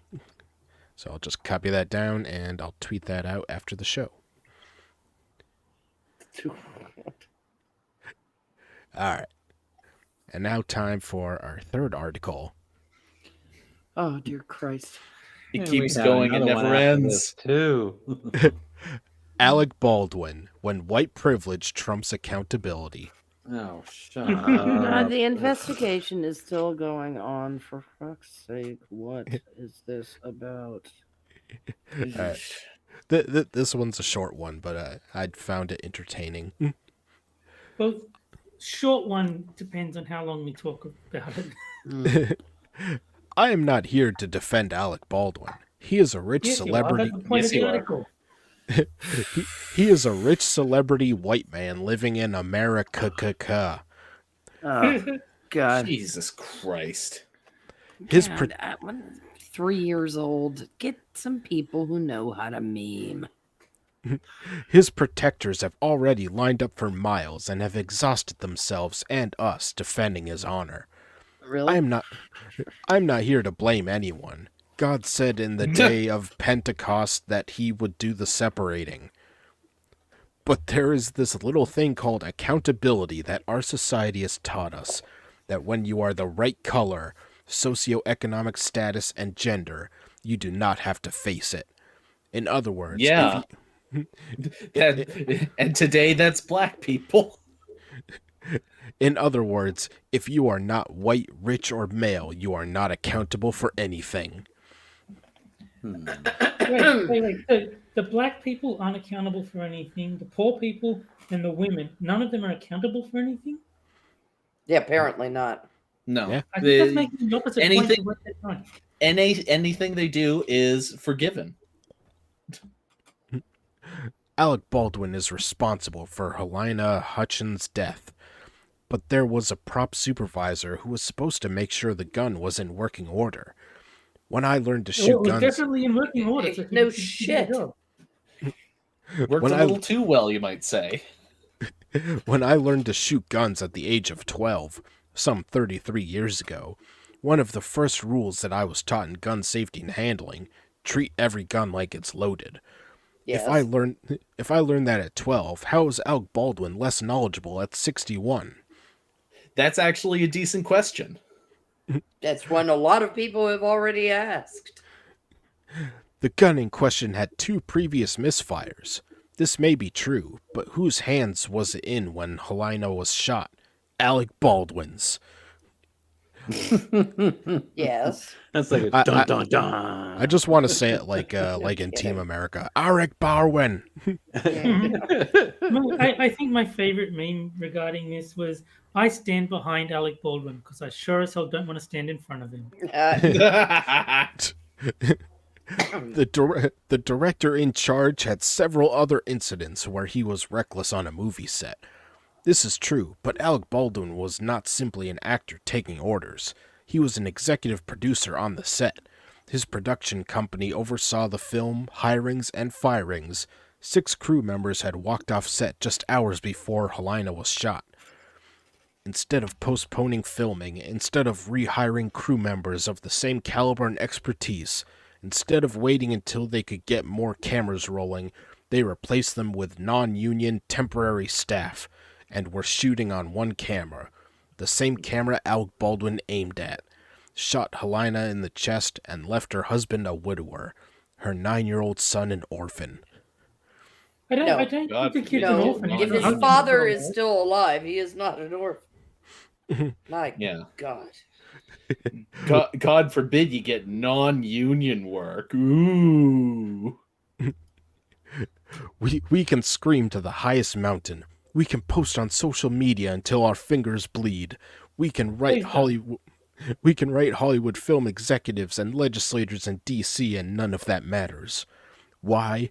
Because being white, male, and shirking accountability because of privilege is as American as baseball and apple pie. Good God.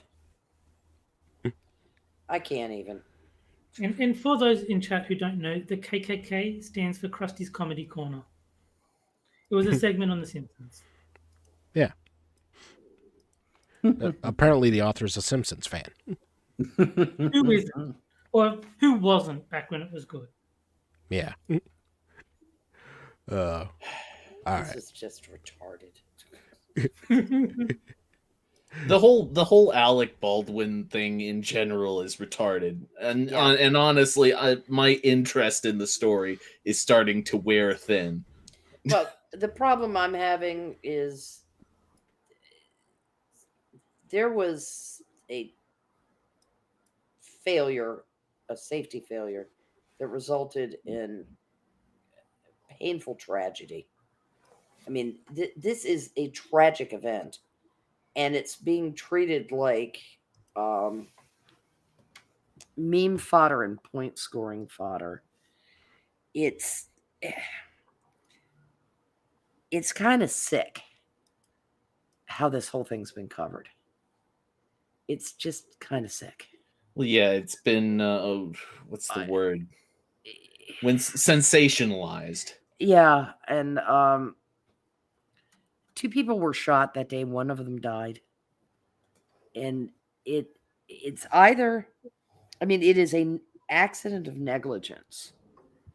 Is what it is. I mean, the civil suit is going to be spectacular on this, whether there are criminal charges brought or not. And it does. I mean, it actually deserves to be. From all accounts, Baldwin is a hypocrite when it comes to his anti-gun stance. In that he's perfectly fine with glorifying guns in movies and blah blah blah, all the stuff that they used to bitch about. Remember, in trying to control violence. And then he is a egotistical, show-offy turd who ends up killing someone, and wounding another person. There's no reason you aim at things. I mean, the rule with cinematography is the gun is never aimed at an individual. It's always aimed at a like an archery butt or something like that, and you set up the camera angle to make it look like it's being aimed at whomever it is supposed to be aimed at. Yeah. And that it had a live round in it. Obviously, they weren't teaching people. I heard that the crew members were like using the same guns that were in the scene as they were using those for target practice, and that's how the live rounds ended up in the gun. Right. But if you're getting ready to shoot a scene and you're going to be holding the weapon, if you've got any sense at all, or if you know that there has been disruption among the props people and that kind of thing, you're gonna check the weapon. If it's a revolver, you're gonna check all the chambers. You're gonna make sure there isn't one in the already chambered. Yeah, I forget who pointed it out, but I like the that Alec Baldwin has a higher body count than the rioters on January 6th. Yes. Yeah. And you know, prop guns were used in westerns constantly in the 60s. You know, so there's been the great meme of Matt Dillon, you know, filmed 700 and however many episodes of Gunsmoke, never killed anybody. Little Joe Cartwright filmed XYZ number of, you know, never killed anybody. And there was plenty of bang, bang, banging going on. You would have thought after what happened to Bruce Lee's kid on The Crow that this shit. Ironically named Brandon. I actually made that point that she took "Let's Go Brandon" too literally. Yeah. He went Brandon big time. Alec Baldwin is a distinctly unlikable person for most of us. Yeah. Mostly my dislike of him is his it's not so much his politics as his method of expressing himself. Mm-hmm. Yeah, regarding his politics. He's an arrogant twat. Well, I would go beyond just arrogant. I would say he's kind of a nut, like a legitimate nut. Yeah, he's a little Oberman but not full Oberman. Never go full I think Oberman. my favorite celebrity for that sort of thing is Michael Rappaport because he is fucking nuts. Yes, and Keith Olbermann, not from a celebrity standpoint, but from a quasi-journalist standpoint, is probably the, oh dear God, somebody go get the butterfly nets. Yeah, no, Keith Olbermann is hilarious. He was doing that. They're not researching; they're afraid. God damn it, Frosted. Yeah. What? Blanks are What? closed. Yeah. No, but if I got anything from this whole ordeal, it's merely another example of the people who complain the most about guns know the least about them. Yeah. They don't understand guns. They don't have respect for guns, and the people who they're fighting against are people who understand guns and people who do have respect for guns. Yeah, I mean, it was an NRA member that shot this woman. We know that for certain. No. And it's, you know, Clint Eastwood's been in a lot of movies with guns. Clint hasn't killed anybody. I wonder why that is. No. I mean, Not as good at it as Alec Baldwin. the Unforgiven, there were guns everywhere in the hands of a whole lot of actors. None of them ever shot anybody. They were careful because I just saw for a few dollars more recently, and Lee Van Cleef was a badass in that movie. Yeah, yeah. Lee Van Cleef was very good at being a badass. It's kind of stock and trade, but you know, the good, bad, and the ugly. There's, you know, everybody knows the whole stare down scene. Yeah, who died? Like, really, nobody. I'm having a problem with this because I don't want to divorce myself from empathy entirely, even when it comes to Alec Baldwin. I mean, if I'm being more morally consistent, which it really stresses the edges of it.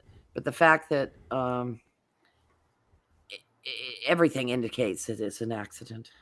Yeah. I mean, I'll give. And I can't imagine anything more horrible in my life than saying, "Oh, hurt," you know, something stupid like, "How about I shoot you? Do bang," you know, and the goddamn gun goes off, and you kill somebody. Assuming it was an accident, I'd give Alec Baldwin a pass as long as he doesn't use it to try and go after gun rights. Yeah, as long as if he does, if he's a hypocrite about this and doesn't stay silent and just simply walk away and seek the counseling that he will need, genuinely, he is a more terrible person than I thought he was. The fact that he's a terrible person can't really remove how awful it must be. And every one of us has to be honest that accidentally we could do something that resulted in another person's death. And the idea of having to live with that and trying to repurpose your life and make amends in some way, cosmically, is daunting. This case, I would say, is a perfect example of an accident is when several unlikely things happen at once. Yep. Yeah, and it's a goddamn tragedy. There was negligence involved. We already kind of sussed that part out. And there are a lot of people that are going to be held liable for this. Ultimately, what Hollywood needs to make absolutely clear within and without the union, in the event that there are ever any non-union people hired on sets, is that they need to have somebody who's a gun safety expert. And that might mean getting somebody who is an instructor, who, God forbid, an NRA member. Yeah, or an NRA member. There are a lot of gun instructors in this country, and they'd be more than happy to take the pay. The problem is they're not going to want to join your union. And so how about hire for competency because and fuck your union? Yeah, know? fuck unions. Because Fuck you're them. you're looking for competency, and obviously there was not competency involved here. Unions are fucking everything up in America. Sorry. Yeah, they didn't. I mean, they're not responsible for this. The idea that it's implied in that article is disgusting to me. That some non-union guy showed up and loaded the weapon because of yuck or whatever. No, they were fucking around with the weapons on the set. They were not being safe. That's why 6 people walked off the fucking set. Those people had some goddamned integrity. They were gone before this nonsense occurred. And I don't know whether Alec was waiving his salary because of budget problems, but if he was taking a salary and not hiring people who were competent so he could have his salary, then fuck you too. But he's been fucked. He's been fucked by the cosmos because for the rest of his life, the echo of that gunshot is going to be there. As much as I hate Alec Baldwin because he's a piece of shit, Yeah. I wouldn't wish this on him. No, I I wouldn't wouldn't wish this on anyone. No, I would not, because we all know accidents happen, and we would never, ever, ever want us to be the one in that position. It's and he's such a dickhead. I mean, it would be really easy to take the low road here, and I've laughed at the memes. Oh boy, have I laughed at the memes, because I'm a flawed human being who's hypocritical like everyone else is.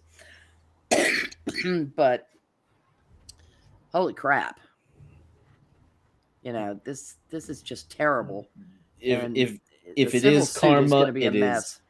If it is karma, then it is a pretty steep piece of karma there. It's overloaded in my opinion. If it's karma, I like you said, wouldn't wish this on my worst enemy. Well, it's now time for the last game of the night. Woohoo! The best game of the Gary's night. favorite. And that is Poe or No Gender Edition. Oh no. Oh, you said the best game. I was thinking Sad Libs again. No, the best game is this one. Equal first with Super Seducer. Where I give 3 genders, 2 of which are from the LGBTIA wiki, meaning they're 100% real, and 1 I made up, and you have to figure out which one is made up. Oh, God. And I'll even give you a short description of each one. So, gender A. Dark mode gender.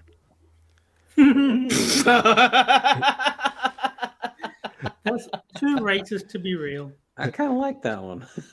Tech gender associated with dark mode in apps and internet browsers. Did you just say a tech gender? Oh my god. Yes. Wow. Can I just... Is there like an anal beads gender in here? Well, you have to wait. He's only done 1 out of 3 so far. Anal beads gender would be too vanilla. Yeah. All right. Gender B. Sega gender. Oh no. It's a tech theme. Is that the counterpart to Nintendo gender? Xenogender associated with Sega, its gaming consoles, and or its games. It's Okay, I'll tell you- a xenogender? Okay. Yep. There is no way that one is not real, because come on, the Sonic fandom, come on. Well, Sega And- does, but Nintendo don't. That is very true. And gender C. Rickroll gender. Oh, I like that one. I'm never going to give that one up. Meme gender connected to the Never Gonna Give You Up music video and the Rickroll meme. It's also never going Okay. to let us down. Okay. Little And piece I'm of going me to- says... I'm going to start the poll so that the chat can get in on it. A little piece of me says it's got to be A, because C is so ridiculous. It just sounds plausible. But then I'm another going- part of me I'm thinks... going B. Then another part of me thinks, wouldn't this be the perfect opportunity To Rick to Roll. to instead of having the Jonathan Frakes clip, have the Rickroll clip instead? Well, I will say that before Frosted posted the link in Discord, I made a Rickroll joke. So I'm thinking he's just rolling with that. I think that it might be that. I'm gonna go C. Yeah, I'm going C. I gotta go B. I'm gonna go C, and if it's not C, I'm not gonna be disappointed because I know that if it is in fact C, and I don't vote for it, I'm gonna get rickrolled as a result. And the whole reason I'm going with B is exactly for that reason of you thinking that it is like a rickroll on you. And maybe there is some crazy bastard out there that actually said, rickroll is a gender. I'm going to make that one. Whereas Sega gender is, dark mode gender, I can see that would be used by certain kinds of people. I'm not talking race here, but like people that like this kind of shit. But Sonic. no, Do you think Sonic people don't have their own Sega gender? Well, think Sonic gender though. I'm just gonna say whoever wins, we all lose. Yes. Yeah. I still stick with B. I'm gonna say that it's C, but if it's not C, it's probably A. I'm sticking with C. Nope. All right. Well, the chat went with C. So let's see. Terry, you said A. No, I said C. Okay, C. Yeah. And Jack Everybody said C except for me. Okay, and you said B, right? Yes. Okay, and the answer is A is fake. Daggone You it. fucker. You got us all. I do like dark mode gender though. It'll be a gender next week, so we're good. And I'm not disappointed. Well, Yeah. as soon as Frosted accidentally gave me A instead of C, it's like, okay, it's A. Now, That's when I realized. Now the critical question is, what's the Rickroll flag? I know, I gotta see this. Well, let's see. The flags aren't all that interesting. There's the Sega gender flag, Sega. and there's the Rickroll gender flag. Oh, that's boring. Wow, the Sega one is shit. Yeah. Tragic. Oh, they're Yeah. bullshit. See, Yeah. see, Terry, I knew the Rickroll gender one would be perfect because I knew that you would assume that I made it up based on your joke. Yeah, okay. So is the Rickroll gender flag like if you took the colors from like the initial few frames of the video and stretched them out? I think that's what he's going for, yeah. I makes don't Gonna know. most give sense. you up, never gonna let you down. Mhm. Can I just- Run around and desert you. Doesn't I look like- love music memes. I love them. Yeah, it's sad. It's sparklier than that. Did you know that the people that did the Wreck-It Ralph actually did a Wreck-It Ralph version of the Rickroll video? Did they? Yeah, Bless it's them. hilarious. It is fucking hilarious. Yeah, I Yeah. mean it's sparklier though. The video is sparklier than that flag. That's sad. Yeah, that like Jack said, that there is it looks like somebody just kind of pixelated the background into really big pixels and then made it a flag.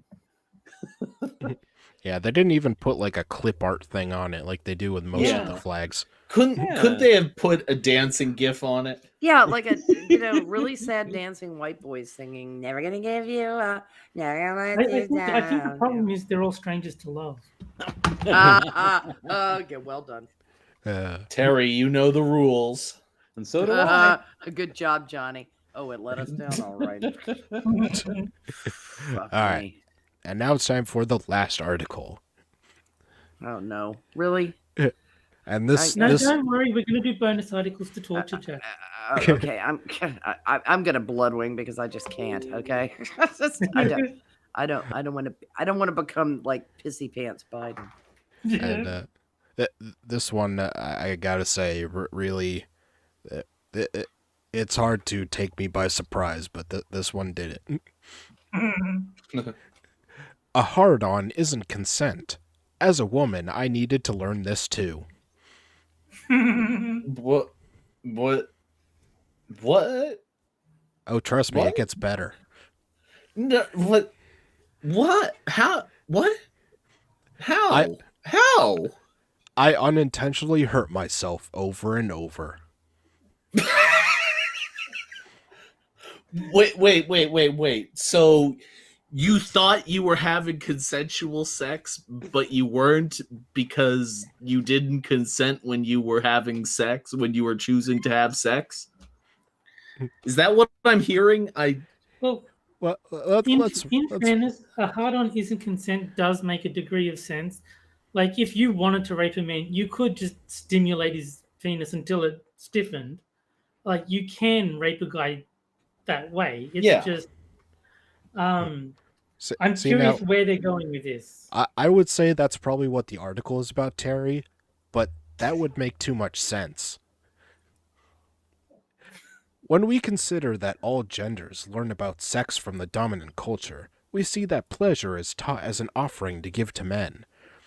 When I saw that he was hard, I figured it was time to continue, without considering if my body was ready. This behavior, I was conditioned to believe, would make me an ideal partner. It wasn't She until should have gone with Reggie from Nintendo. His body is ready. It wasn't until I was an adult that I realized a hard-on isn't a signal of consent, and that most men I dated would have been fine taking things slower. I just needed to speak up. It took a long time to normalize the idea. To accept this reality felt like admitting that I had raped myself by aligning with someone else's erotic timeline. What? Oh. Wait, This is Hmm. you raped yourself? Yeah. In this way, You raped yourself? What? Well, What? there's something in What? the Bible about What? don't let your left hand know what your right hand's doing. What? So, What? What?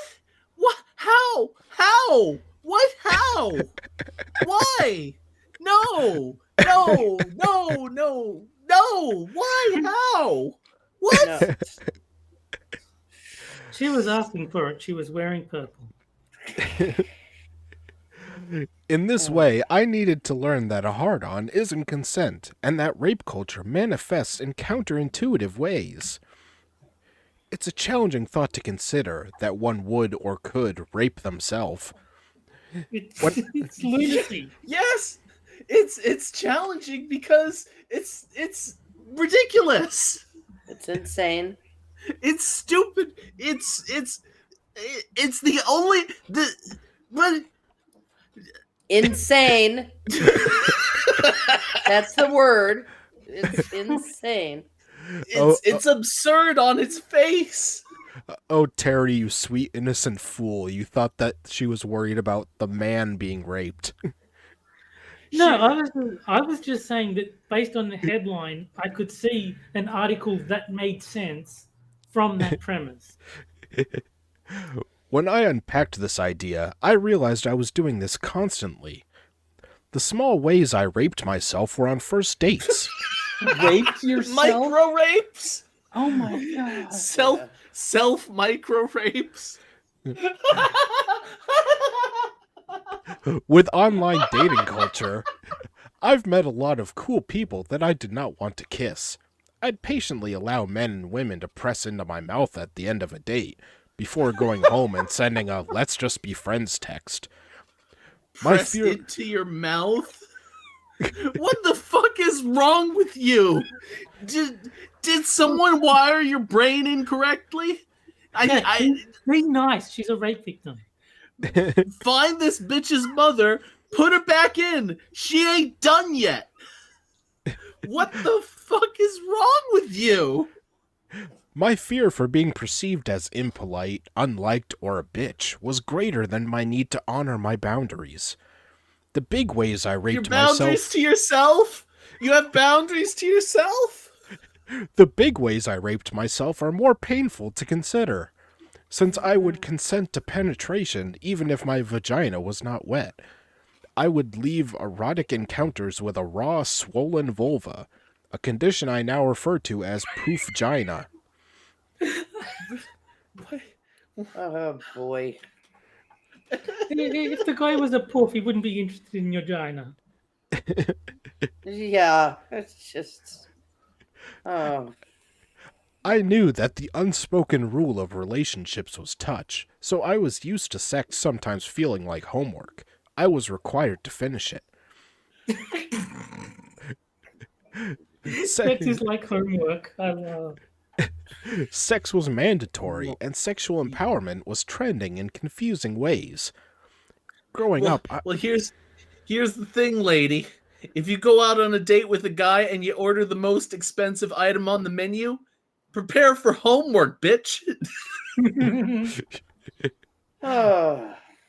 Let's see.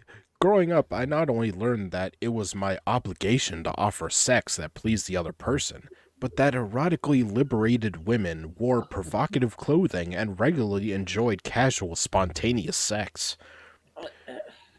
Who the fuck told her this?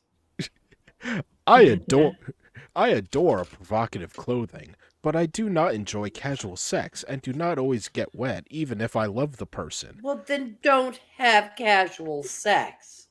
It's kind of simple. You have She's a feminist. She agency has to. Oh my God. over Oh your my- own We've- body. You stupid cow. We've gone all the way back to the stupid the birth control argument.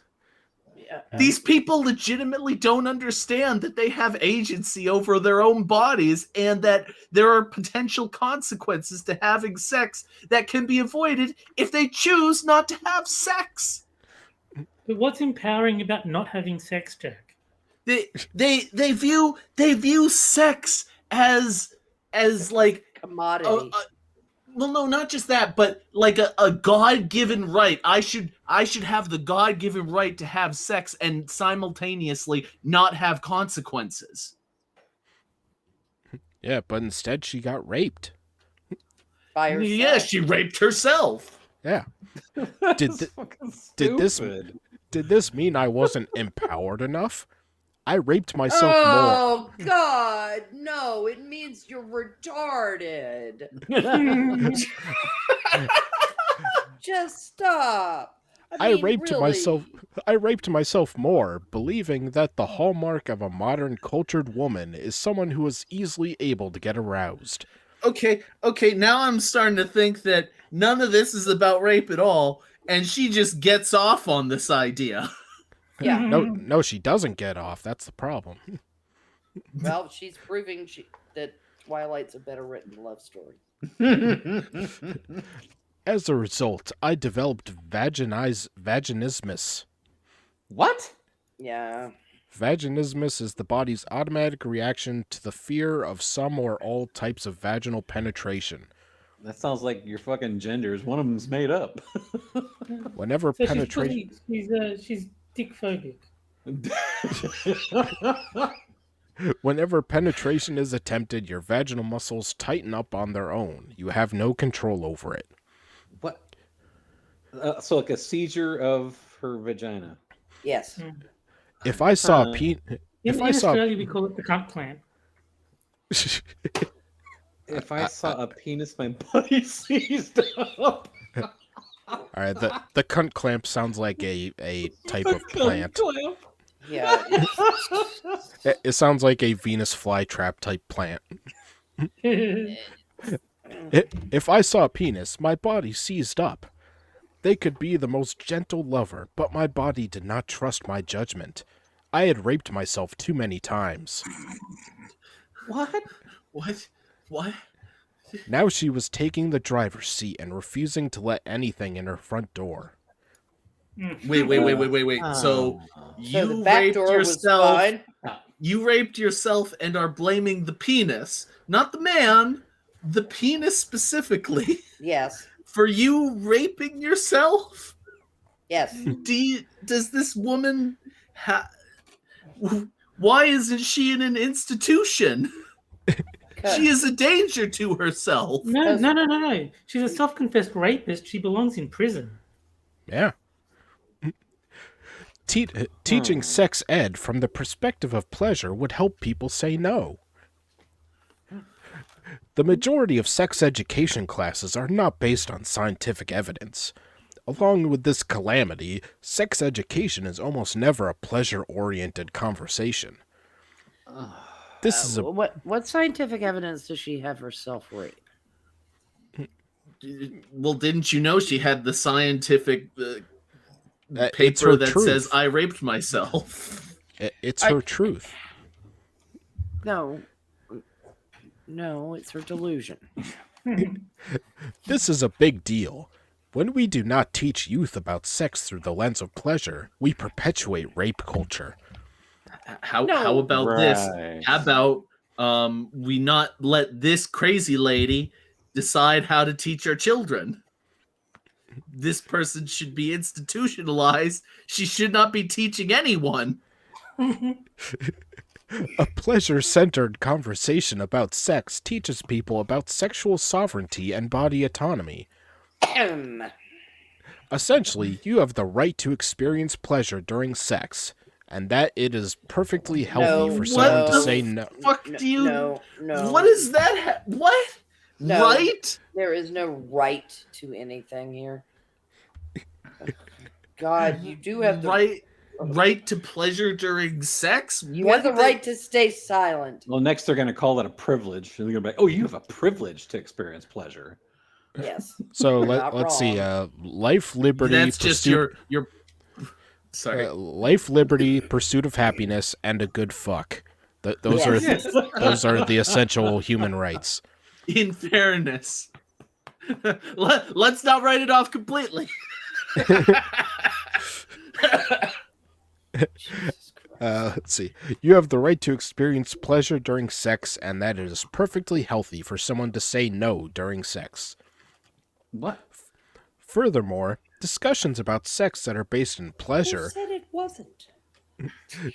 teach us how to discuss sex without taking things personally. Personally?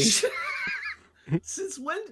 My question is, since when did totally subjective things become human rights? I don't know. Like When 2016? people started raping themselves, Jack, have a little empathy. I mean, Jesus, they're subjective things. That means that you can't possibly tell if someone is either they could be lying, they could be totally unable to be, satisfied in this manner. You don't Bridget. know what's going on in their head. I don't want to know what's going on in their head.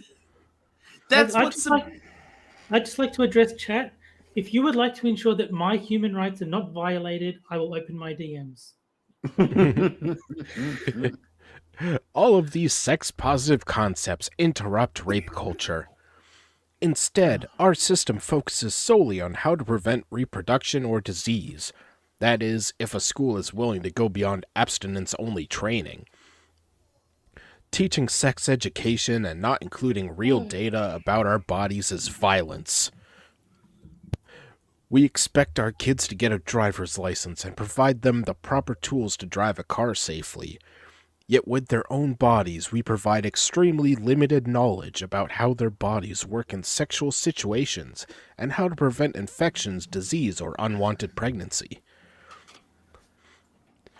We also do not incorporate LGBTQ+ curriculums in most sex education courses. Now, as a queer person myself, I'd like No. to see... and I'd li- and there it is. And the penny drops. I'd like to see a queer curriculum be included in history and English literature classes as well. If And we just so long as it's not CRT, because as we all know, CRT doesn't exist. I'm still. Does somebody still want to tell me what the difference between being queer and gay is? Well, you need to take this woman's faggotry lessons to find out. But apparently she's kind of rapey, so you might want to be careful. Yeah. Don't leave her alone with kids, but don't leave her alone with herself. Yeah, because she'll rape herself if she saw that. I know. I've got this image of her bound up like Hannibal Lecter in her own domicile. well- Thou shalt not rape thyself. Having Well- read this article, I can see this dumb bitch going into a police station saying, "I raped myself. I want to turn myself in." Yeah, the saddest thing is we turf the mentally ill. I would love to sit in on that trial. Yeah, so would I. Crazy bitch v crazy bitch. I raped myself. Let's So you have see. to go between the plaintiff and the defendant tables. Now she's If- lucky she didn't force herself into marriage to herself. Or get herself pregnant. Yeah, no Oh, kidding. jeez. Oh my God. Excuse me. Individuals can get themselves pregnant. Of course they can. Well, at least she knows she's good for the child support. She's definitely going to pay it on time. Mm. Yeah. If The we state's all, going to take the child away because she's so busy raping herself. She Well, isn't caring for the child. I mean, this is. You allowed yourself to be used, and you've replaced that with you raped yourself. You bought into slut culture being empowering, and then you decided you were a disgusting slut, and now you're calling it raping yourself. Well, no, she has to make herself a victim of her own poor decision making. Absolutely, yeah, because you decided that women can be just. Number one, they have this image like it's from romance novels that all men are just out there shagging themselves senseless all the time. So the And- way to empower themselves is to go out there and shag themselves senseless. And now she is projecting her own feelings of inadequacy onto future generations by saying they should be educated in this stuff when it was her who wasn't listening when people were telling her not to be a filthy slut. Yeah. We used to tell people this is not a good idea. It's not a good idea for boys. It's not a good idea for girls because multiple sexual partners is going to increase exponentially your chance of getting something really gross. if we only include LGBTQ plus education during sex ed, this would perpetuate the already prevalent association between sex and the queer community. What? Look, if we were to promote LGBTQ sex ed, are we going to stop self-rape? I'm curious. Why is No, because because she veered off onto another topic. So from now on, if I make poor decisions, can I say that I raped myself and get sympathy? Please do. no, you're a man. You don't get sympathy. No, but he's not I'm a identifying man. I as can't get raped. No, you're not identifying as a man when you rape yourself. You're identifying as a rapey queer. I identify as Sega gender. Yes, that's it. No, actually, you're rickrolling yourself. When it comes to You sex never, education, you won't give yourself up, no matter how much you let yourself down. when it comes to sex education, inclusive curriculums must be the norm. All bodies, genders, and sexual orientations should be That isn't considered. a norm, okay? That's not what norm means. But Yeah, norm means that there's a high statistical Yeah. likelihood. This is correct. No, norm means George Wendt just entered the bar. If you are at one of the tail ends of the bell curve, if you are not in the majority, you're not the norm. Let's not use bell curve. Let's just say statistical distribution. Okay. Well, because they're not all bell Yeah, they're curve. not all done on curves. Johnny Blaze says, "Oh, I'm touching myself tonight just to spite this bitch." No kidding. Yeah, good for you. Gulf City Johnny Blaze engaging in some self-rape. Yeah, but please be sure to report yourself to the authorities in the morning. Yes, of course. Let's see. Should be considered normal, and education helps us do this. Mm-hmm. Overcoming painful sex and accepting how I hurt myself. When I think about you, I rape myself. Well, that's the same title. Yeah. Oh, God. My sex education was abstinence-only training at a Catholic high school. As an adult, it is on me to discover what my body needs and learn how to honor my boundaries. The first step was And this sort of thought process is how we ended up with oral sex books in kindergarten libraries. Oh wait. Yeah. The f- Yeah, that school board people were surprised to find. I like this. The first step was earning my body's trust back. Oh, dear God. Oh, my God. The narcissism is just agonizing. Wow. Sex was not the only way I ignored my body. To cope with the pain of romantic and physical disconnection, I ate too much. I partied She's too a fat much. slut. Oh, right. Yeah, I was going to say. And sometimes I would drink too much. She's turning I'm into so Amy Schumer surprised. before our eyes. I'm so surprised she drank too much. That's a real. Next, you'll tell me that she has an owning cats addiction. Or barnyard animals. My entire relationship with pleasure was warped. It became familiar to feel bad in my attempt to feel good. What? Yeah, it's Dr. she was trying too hard. Dr. Diana Kirshner is a psychologist that studies breakups. In her research, she found that developing a spiritual practice is one of the most powerful ways to move on from heartache. While I was not going through a breakup with a lover, I was ending my relationship with my past self. Oh, God. With my right hand. Yes. God, this is How she now No. wishes she were ambidextrous. this is like a level. You know how they used to talk about cringe? Well, this is kind of like a level above that. Like, it makes me want to shrivel up into a ball and kind of collapse in on myself like a black hole.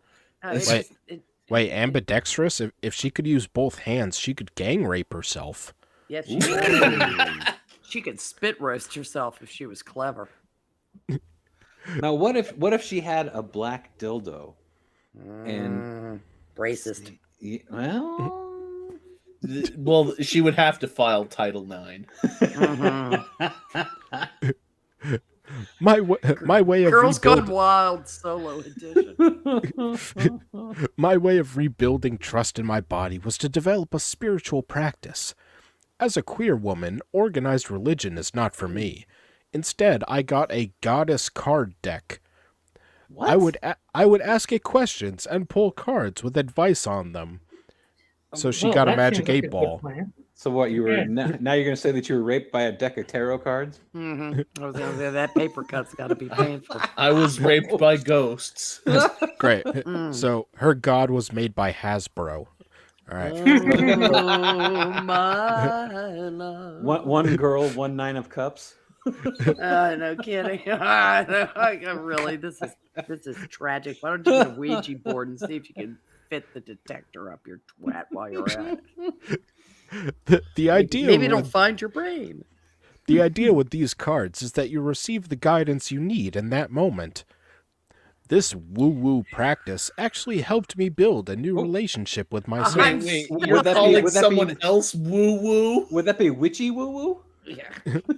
You're calling someone else woo after you're talking about raping yourself? Maybe it's a train. Maybe it's like woo woo. Or maybe it's that whistle tips guy that goes woo woo. Yeah, she ran a train on herself. Yep. Oh my God. Did the train go into the tunnel? Multiple times. Did it go in, then reverse, then go in, then go reverse? One that required me to ask myself questions or check in and learn the language of my own emotional intelligence. Now she's inventing languages. So and basically, emotional she's intelligence because she has no actual native intelligence. this person is attempting to create a new sexuality Yeah. from practicing decision making.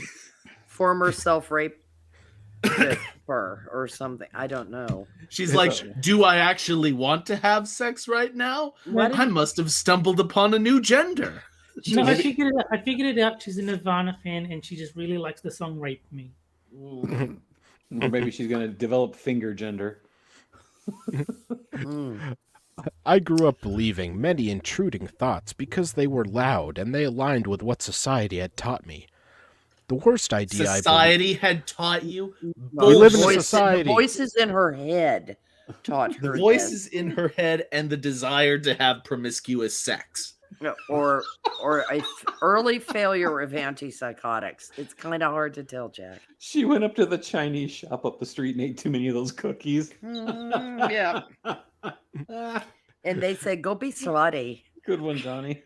The worst, I am fortune cookie gender. God almighty. the worst idea I believed was that we only need to consent once. After that, I should just go with the flow, Oh, wrong regardless time of the of month there, honey. regardless of if I needed a break, a pause, or to stop. Developing a spiritual practice helped me align with myself and recognize that the dominant culture does not teach lessons that are in my best interest. I began Okay, so obviously what she's advocating for is a signed contract before the sex, and then sign contract every 30 seconds whilst having sex. Yeah, so it's kind of tough to determine while she was raping herself whether she got the carpal tunnel from signing all the documents she made herself sign or, raping herself. And obviously, the only people she can date now are like pathological lawyers. Yeah, what I also think is disgusting is she's attaching rape as a sex crime. Like the genuine purpose is for sex as opposed to a violent crime of dominance. I thought we had kind of determined that sex was really not so much the goal of rape as dominance was. She's also kind of trivializing the whole point of rape as well. Yeah, well, yeah. Anybody that has everything been raped would find what she is saying deeply horrific, problematic. Yeah. I mean, God, imagine if you had been through rape, God forbid, and then you come up to this crazy bitch and she's like, "Oh, I know just what you're going through. I used to rape myself all the time." Yeah, this is weaponized BPD, borderline personality disorder. Mm-hmm. Yeah, this is someone who probably needs medication because she's got some peculiar little voices. We're telling her things from society. That's apparently who was telling her this. I don't know who society is. Yeah, I haven't met him, but if she is watching this for whatever reason, get some help. Seriously, you have a problem. You have an actual legitimate problem that needs serious psychological intervention. Yeah, the rape is coming from inside the house. Yeah, you're grotesquely undervaluing the trauma of rape too. Yes. So go eat a bag of dicks, bitch. She needs to follow Michael Jordan's advice of stop it, get some help. Yeah, absolutely. Yeah, man, can you imagine if that walked into your office as a therapist? It would be like, Jesus Christ, why did we shut down the mental institutions? You open the first drawer, it has a big pile, it has a big bottle of whiskey in it, and then the second drawer has a loaded gun. Yeah, it's a hard choice. I began advocating for myself in the bedroom. What? Advocating? Spelled advocating wrong. Advocating. Or is advocating a real word? I have no idea. Advocating. I think it's advocating. I think you're right. She just put a little extra vowel in there because she likes I too much. She made it. Good one. She made it a little extra French. I began advocating. If I do a search on advocating, it says, "Did you mean advocating?" Yeah. I began advocating for myself in the bedroom, but I was still suffering from vaginismus, which kind of sounds like a sexy Christmas. So, a sex therapist of a wet.